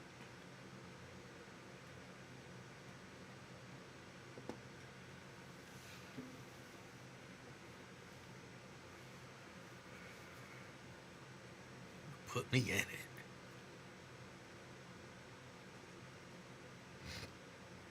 All right, I think that's about it. I hate that I didn't get my point across to Twin. Or I guess I should say, I hate that he didn't understand my point. I hate that he didn't understand my point. And I was asking Jesus to help me figure out a way to get him to understand the point that I was making. That's what I was asking Jesus to help me with. I believe Jesus is a smart dude. And he could have told me, Emanuel, just say, and I would have just said it. I don't know why Jesus talked like that. He got a deep voice to me, But I would have just said it, and then, you know what I'm saying, he would have understood, and everything would have been fine.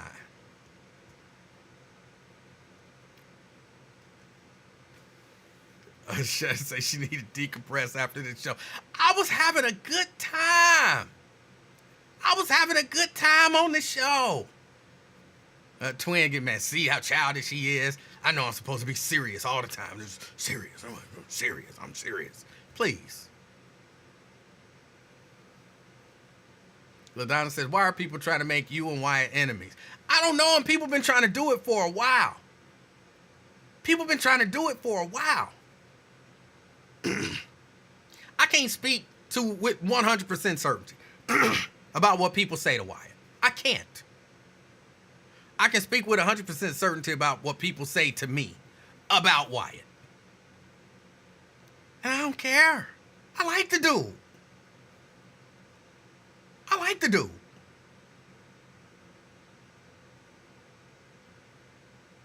I like when he talked to me off air, and I like the way he talk on air. I like his show. If I didn't like his show, I wouldn't say I like his show, but people always, Wyatt said this, he was talking about you when he said this. Wyatt said that, he was talking about you when he said that. Wyatt said this. If he's talking about me, that's fine. I don't have a problem with people expressing their opinion about me.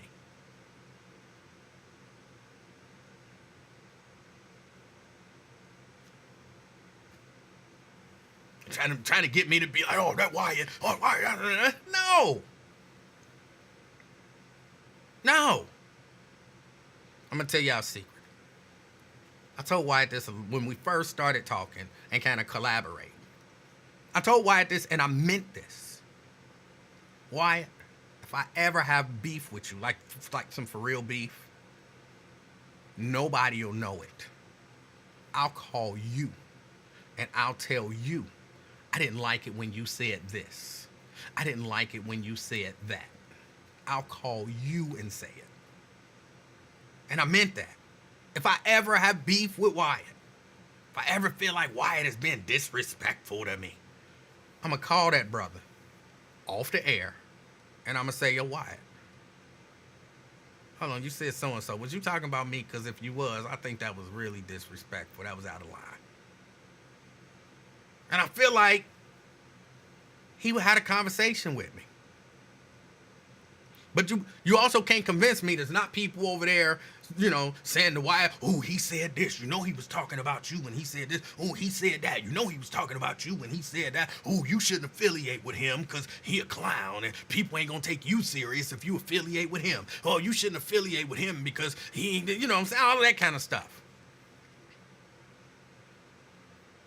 I would almost be willing to bet money that that's going on. And it's sad. I don't know why. It's sad.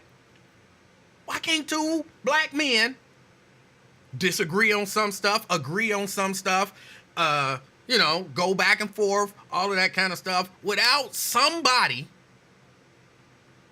trying to... What? And what's the benefit? What's the benefit?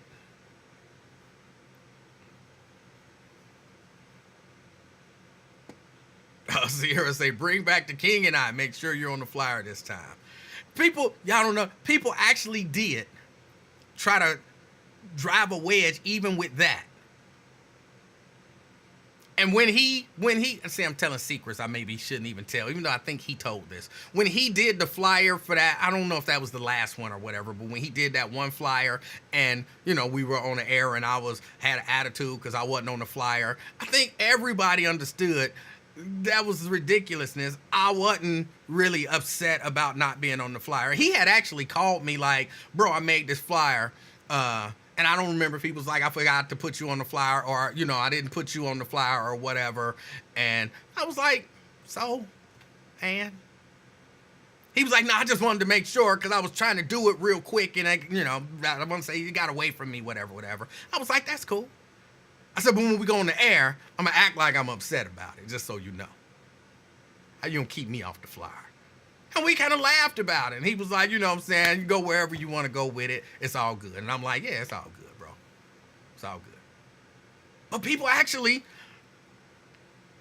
after that show, was sending me messages. You know he trying to take over. Take over what? What do you think he trying to take over? The King and I? I'm doing the King and I, and I'm going solo. It's just the I show. That don't even make sense. He got his show. He got his platform. I got my show. I got my platform. He trying to take over the King and I. Like, stop, y'all. But I know it makes some people feel good. It makes some people feel good. Some people really, for real, some people are for real energized by this. What they perceive as drama. They energized by it. I know. I told y'all if I'm talking about people, I call you by name. That Ross Freeman, this energizes him. It energizes him.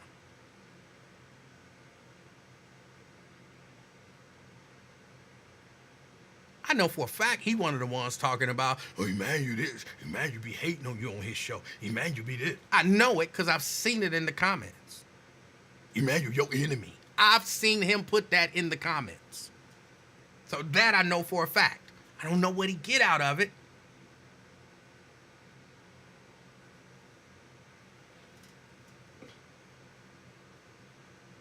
But I know he do it.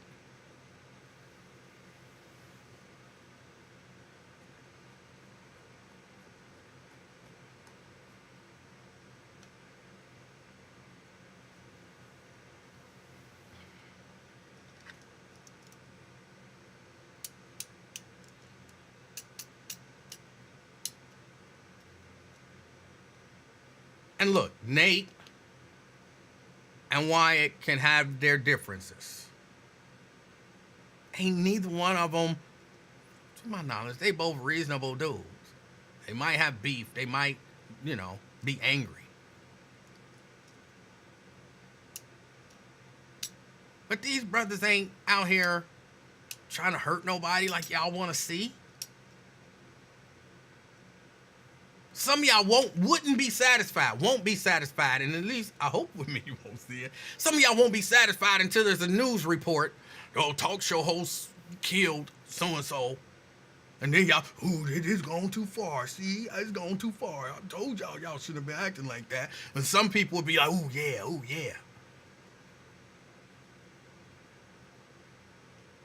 Ain't nobody got time for that. Ain't nobody got time for that.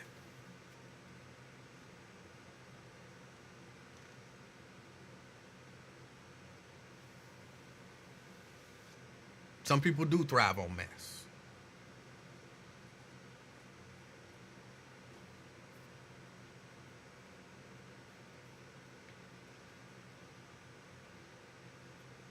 I support everybody. Well, except for the people who don't support me. You know what I'm saying? If you don't support me, I don't support you, but I'm not against you. I'm not against you. It just be frustrating. I was having a good time. Who brought this up? Twin?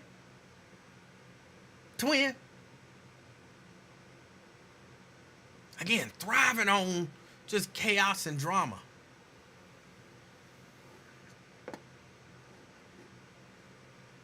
Yeah, because all the way through Ron, we were having conversations, but, nobody brought up just drama. Twin brought up drama.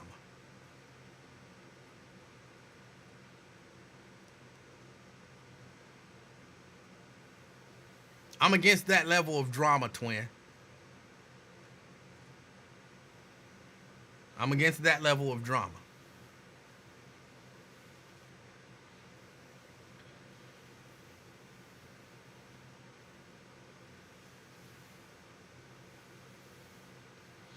And of course, Axe Black. Ooh, keep in mind, this dude is mad because we was at an event where we were collecting book bags, and he said hi to me, and apparently I didn't say hi to him.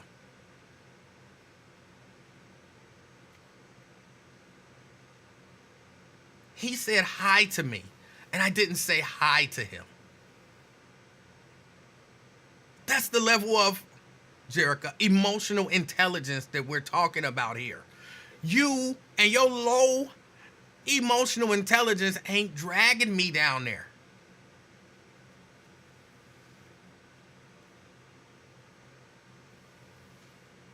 I was at an event, and I said hi. Lincoln said hi, and I know Emanuel heard me, but he didn't say hi.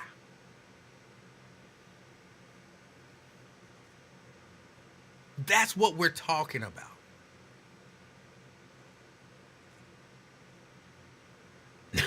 Why didn't you speak to dude? I don't remember, dude. I might have been busy doing something. I had a lot of responsibilities at those remotes. People be coming all over the place. Stuff be happening. I be on the phone like, hey, when we taking a break? Oh, so I can't hear so-and-so. Let me turn this up. And I had a lot of responsibilities. I didn't just come up to me and say hi. I might have been walking by and on my way to get something because I had to do something. Hi, Emanuel. What's going on? I blocked you out because I'm focused. And he didn't say hi to me. And you've been mad for 16 years because one day at a remote, I was really busy and I didn't hear you say hi.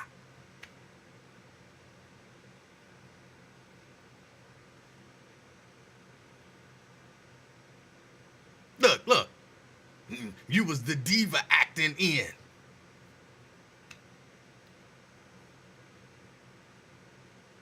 You are mad because 16 years ago you said hi to me and I didn't hear you. And I didn't respond. Okay, let's take it to your extreme. You said hi to me, and I felt too high and mighty as you was sitting down.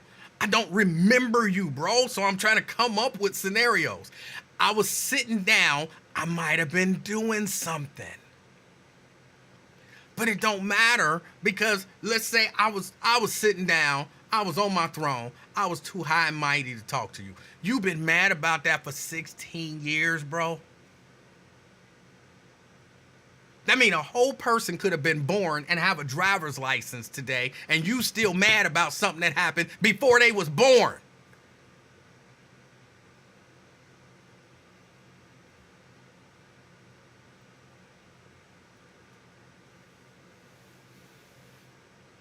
And you think that's emotional intelligence. That's not. Oh, I used to call the station and you acted like a bee. Please tell me, what did I do to act like a bee? I asked you what you wanted to talk about, and then you said, well, I got to tell you what I want to talk about. And I said, because that's the way that it works. This is called call screening, and so I kind of need to know what you want to talk about before I put you on the air. And, so he have an idea what you're talking about. But more than anything, I just want to make sure that you actually have a point. But then what I'm going to say ain't going to be a surprise to him. So I don't want to tell you what I'm talking about. Well, if you don't tell me what you're going to talk about, I can't let you on. I'm just asking, what do you want to discuss? You acting like a bee. Okay, I don't have to listen to you insult me. Once you've determined that you know what you want to talk about and you're willing to share the topic that you want to discuss or the point that you want to make, please feel free to call back. But I'm not going to sit here and listen to you insult me. So have an amazing day. Clicker. He a diva and a bee, and now I hate him. If I ever see him in the street, I'm going to say hi. And then you had a chance and you saw me in the street at a remote. Yeah, now he's sitting down like he's somebody. But watch, I'm going to say hi to him, and then let's see what he do. Say, hi, Lincoln. Hi, Emanuel. I'm busy. See, he is a diva. See, that's why I didn't want...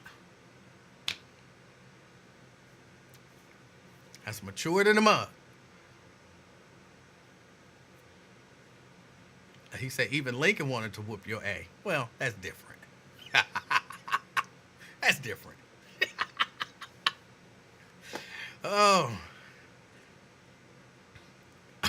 Why am I using that voice? In my mind, that's how a person sounds when they still mad about something that happened 16 years ago that was so insignificant that the other person don't even remember it.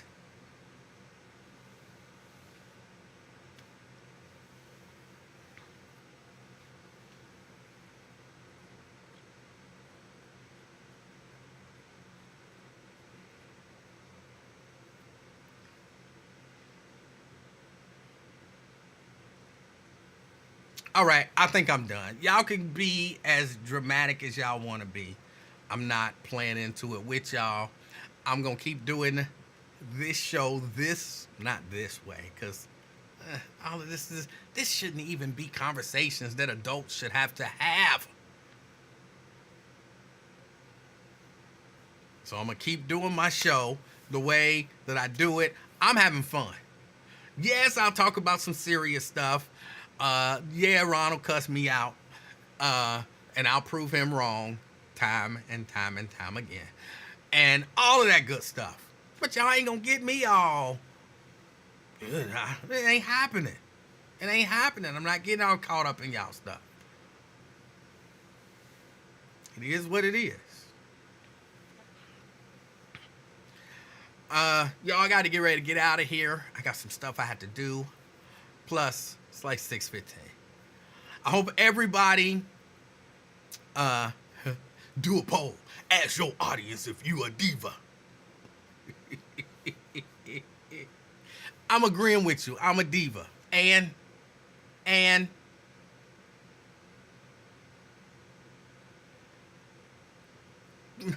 know that this is a crazy thing to say, but I'm so much of a diva that you listen on a regular basis.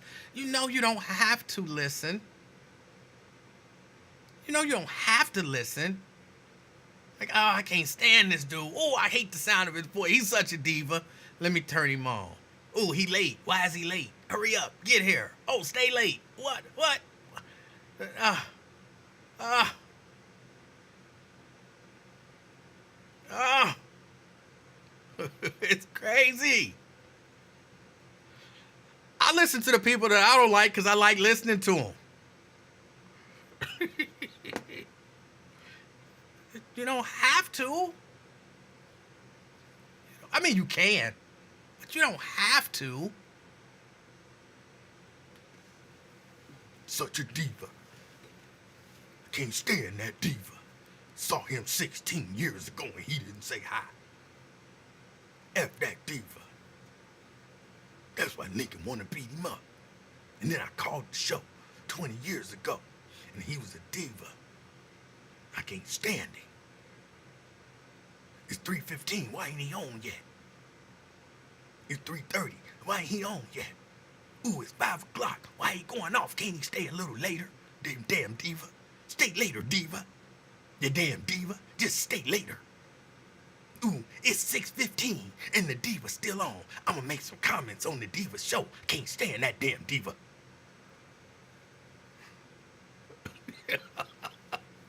Why that damn diva? Why he's such a damn diva? 16 damn years ago, he didn't say hi to me. And I ain't seen him since.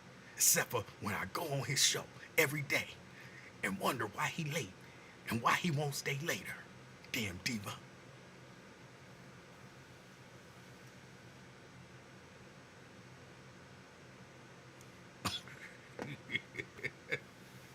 All right, y'all. Y'all have a good one. I don't know. Stephon say, who beefing? Axe Black. He is beefing. He mad. Because I'm a diva. From 16 years ago. Oh, that is not funny. It's not funny.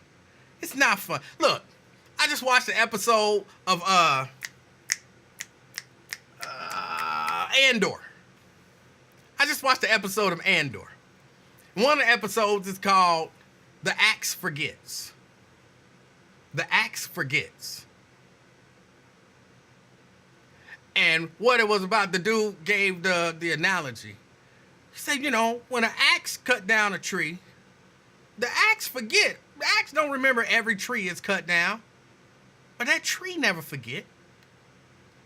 Because the tree bear the scars. The axe don't bear the scars.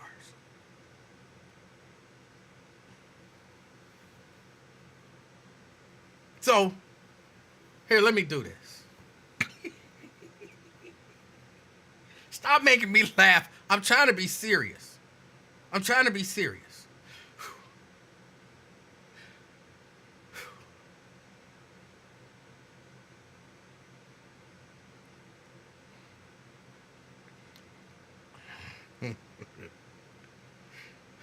Axe.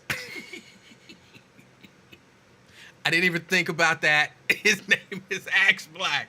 Technically, I guess. But I'm the axe in this scenario, and he's the tree. Because he's wounded. He's hurt. Axe. Hold on. Stop making me laugh. Because I had to say it as seriously as I mean it. I mean it. Axe, what I'm about to say, I mean from my heart. I really do. I mean it from the depths of my heart. And they making me laugh. And I can't stop laughing.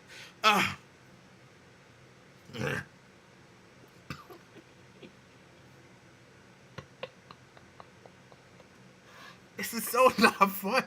This is not funny.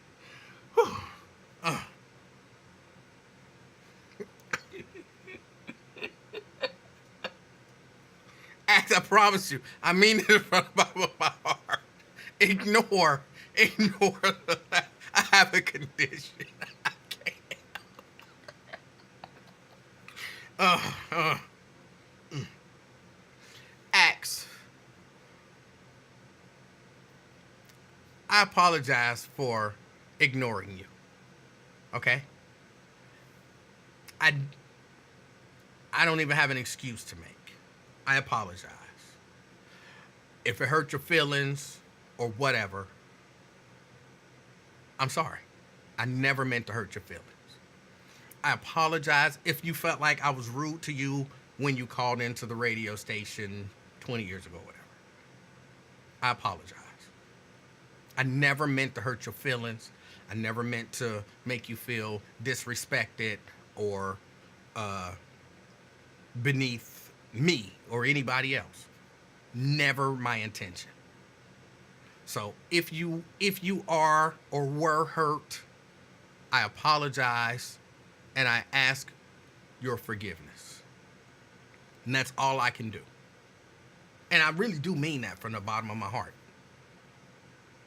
And I have to be honest, I don't remember the situation, either of them, but apparently it was in such a way that you still remember it 16 or 20 years later or whatever. And so I really do. I apologize to you. And I ask for your forgiveness.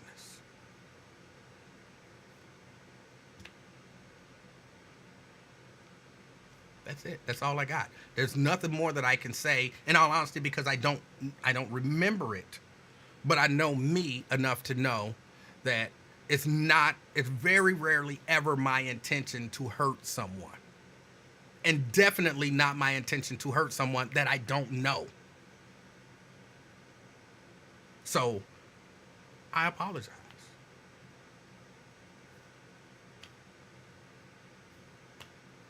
That's all I got to say on that. All right.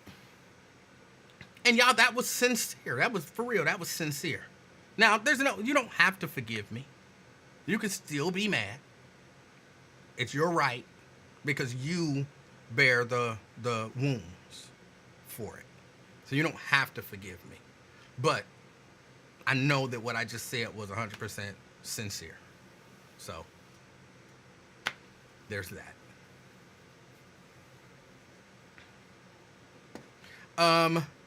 Other than that, Fame says, what happened? I don't even want to get back into it.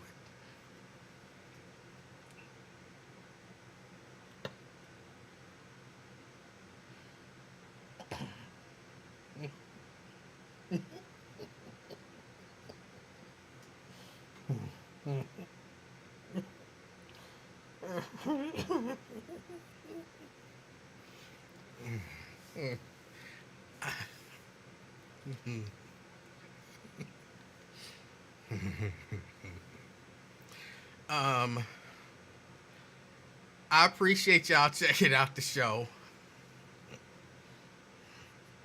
Hold on, let me be clear. The laughter is not at you, Mr. Black. The laughter is not at you. I really do have a condition and some stuff but it's not you, okay? It's not you. The apology was 100% sincere. 100%.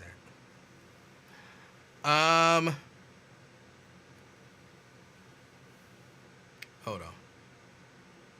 Apology accepted, but when you apologize, you don't do it again. That apology was insincere.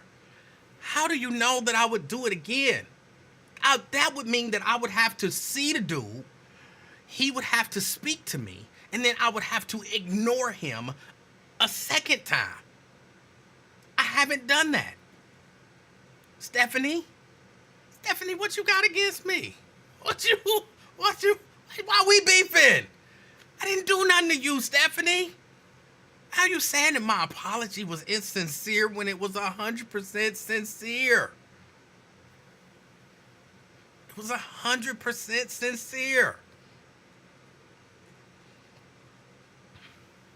What did I do again? Oh, boy.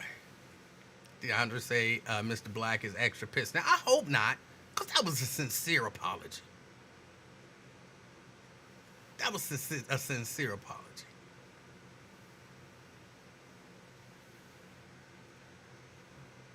Y'all enjoy the rest of y'all day. My should say everyone beefing with you. And I don't understand why. I keep asking y'all. And y'all don't love me. Y'all don't love me. Because if y'all love me, somebody would pick up the phone and call 717-5464. And someone would say, Emanuel, here is why people don't like you. I have a theory. But I can't say that it is because it's just a theory. But somebody from the outside would be able to look at it. Hold on. Some reasonable, emotionally intelligent person from the outside would be able to look at it and say, okay, Manuel, here is why people have a problem with you. Here's why. There's a certain segment and you have to have a certain level. You know what I'm saying? They'd be able to break it down. But y'all don't love me. Y'all don't love me. I'm not even sure that y'all like me. Because somebody would have said, hey, see, here's what happens, E. Because I'm going to share my theory. Here's what happens. Oh, somebody calling. Oh, I said an intelligent person with some emotional intelligence. Jesus just ain't listening to me today. Blade! Hey, buddy. Hey, Blade, how you doing? Hey, man, we like you, buddy, but we know you the devil. What makes me the devil? The way you play with words. What words did I play with? The way you tie people up, man. How do I tie people up? You're a professional at words, man. I'm just a human who knows English and I speak it. What? Just like Fame said, man. You know what you be doing. No, what? Please tell me. You didn't call in to riddle me. You're a bully with words. How? You bully people with your words. You just keep saying that. How?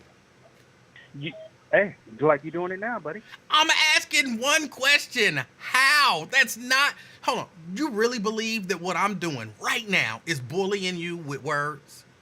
Yeah. Okay. You especially bully me, remember, because I don't understand words. Clearly, because all I'm saying is how. And if the word how twists you up in such a way that you feel bullied, that's not my fault.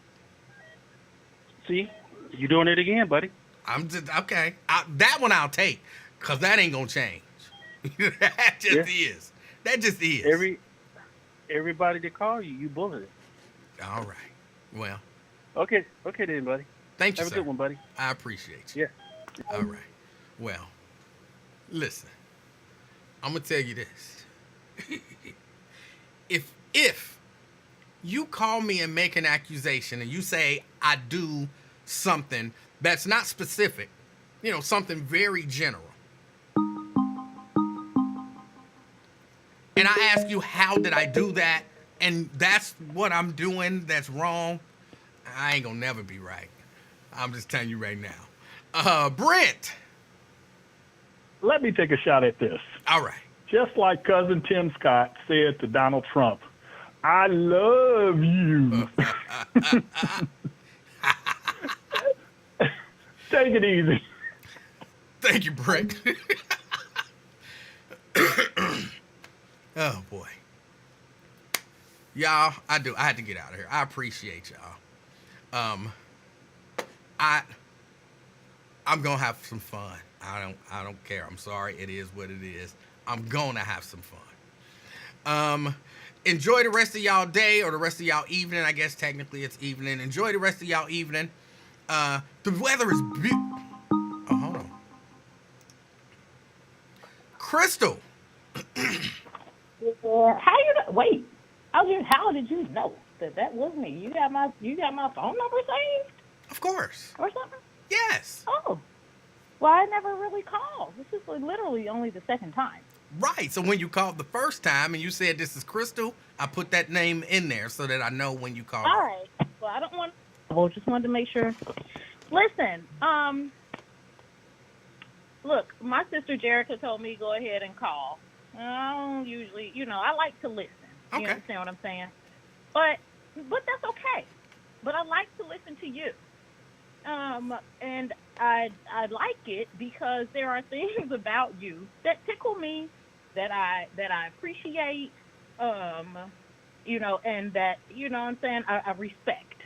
Oh, All right. well, all So right. what I want to tell you is it's a no brainer for me. Okay.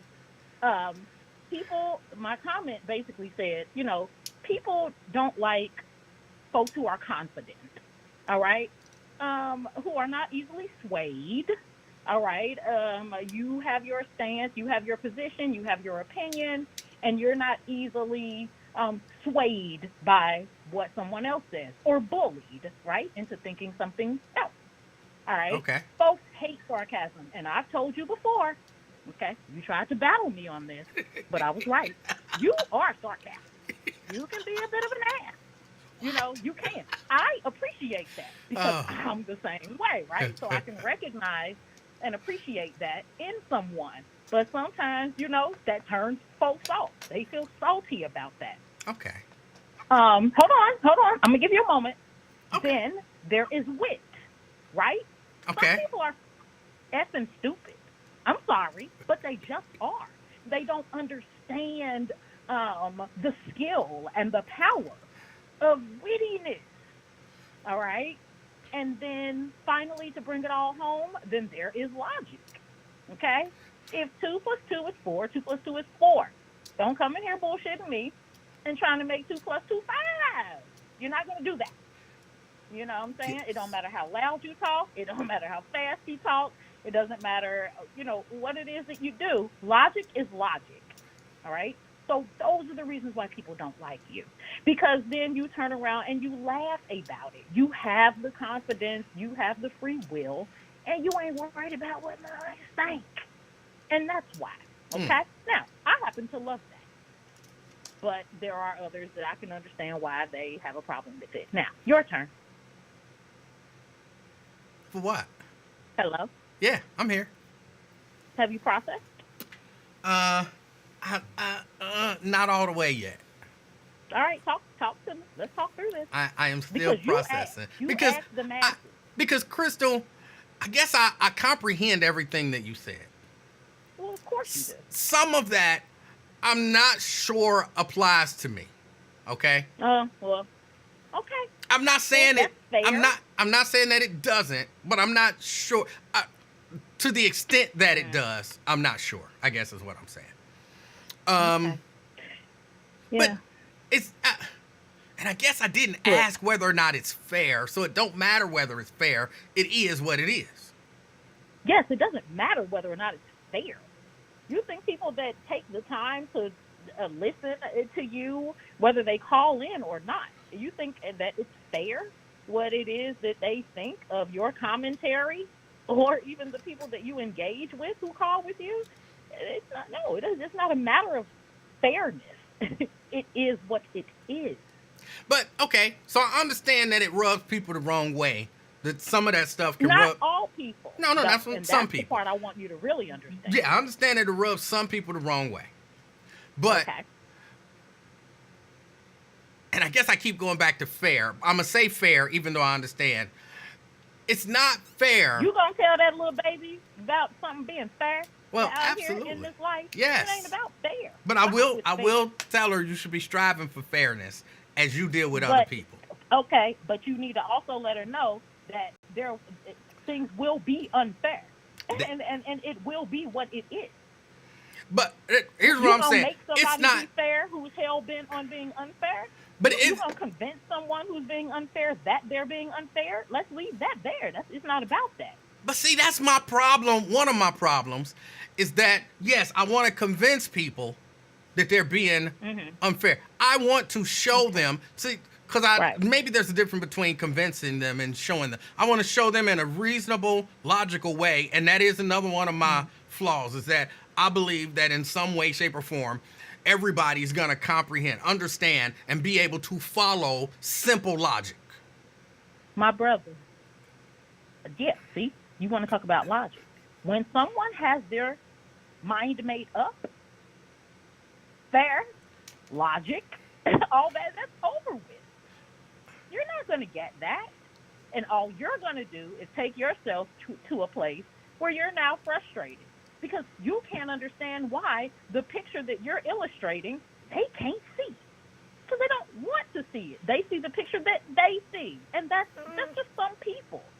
I appreciate the people who can have an exchange, right, and have a civil discourse and say, you know what, I never thought about it that way. I still feel how I feel, but I understand where Yes. you're coming from. Those are people who are willing to be what you call fair. And that's what I'm Okay? always striving for, not for people to Okay, but if agree. somebody don't like you, they not gonna do that. You don't know that. You ain't. How old are you? But that's not You reasonable haven't to had enough me. people not like you to know that that's not what folks who don't like you do. But okay. First, that's not reasonable to me, but it is. I do understand it. But at the same time, why do they? Here's my other question. Why do they You driving me to ascribe? drink. You know it's my birthday.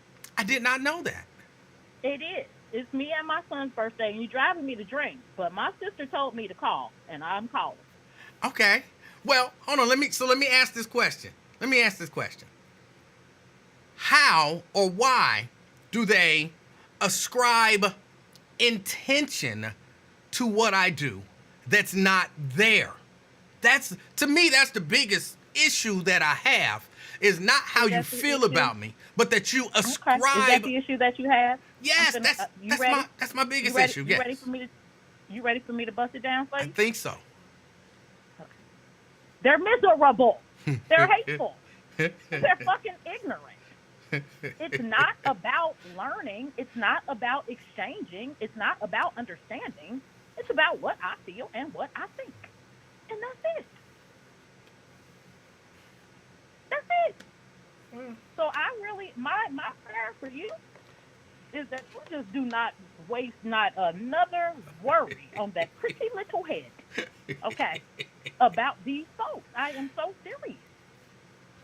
Because you're not gonna, please, you're not gonna understand that. You trying to understand.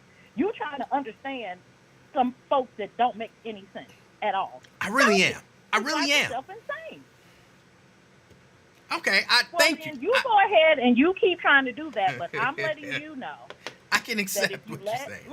if you keep letting these things seep through into your energy, all right, it's just an uphill battle. Like, it's not worth it. Now, I understand that you love to go back and forth, and fine, but don't feel some type of way when someone walks away from that exchange and feel that they dislike you or you did this or that. You have to have that exchange with the understanding that somebody might walk away and not like you, and that got to be okay.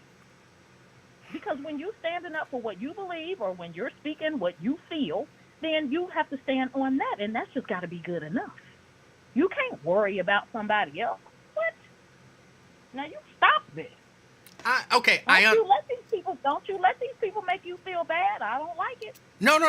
It don't make me feel bad. It does frustrate me because, for real, Crystal, my thing from the time that they forced me to get on the air, my thing was, just get people to think. If people, they don't have to agree with you.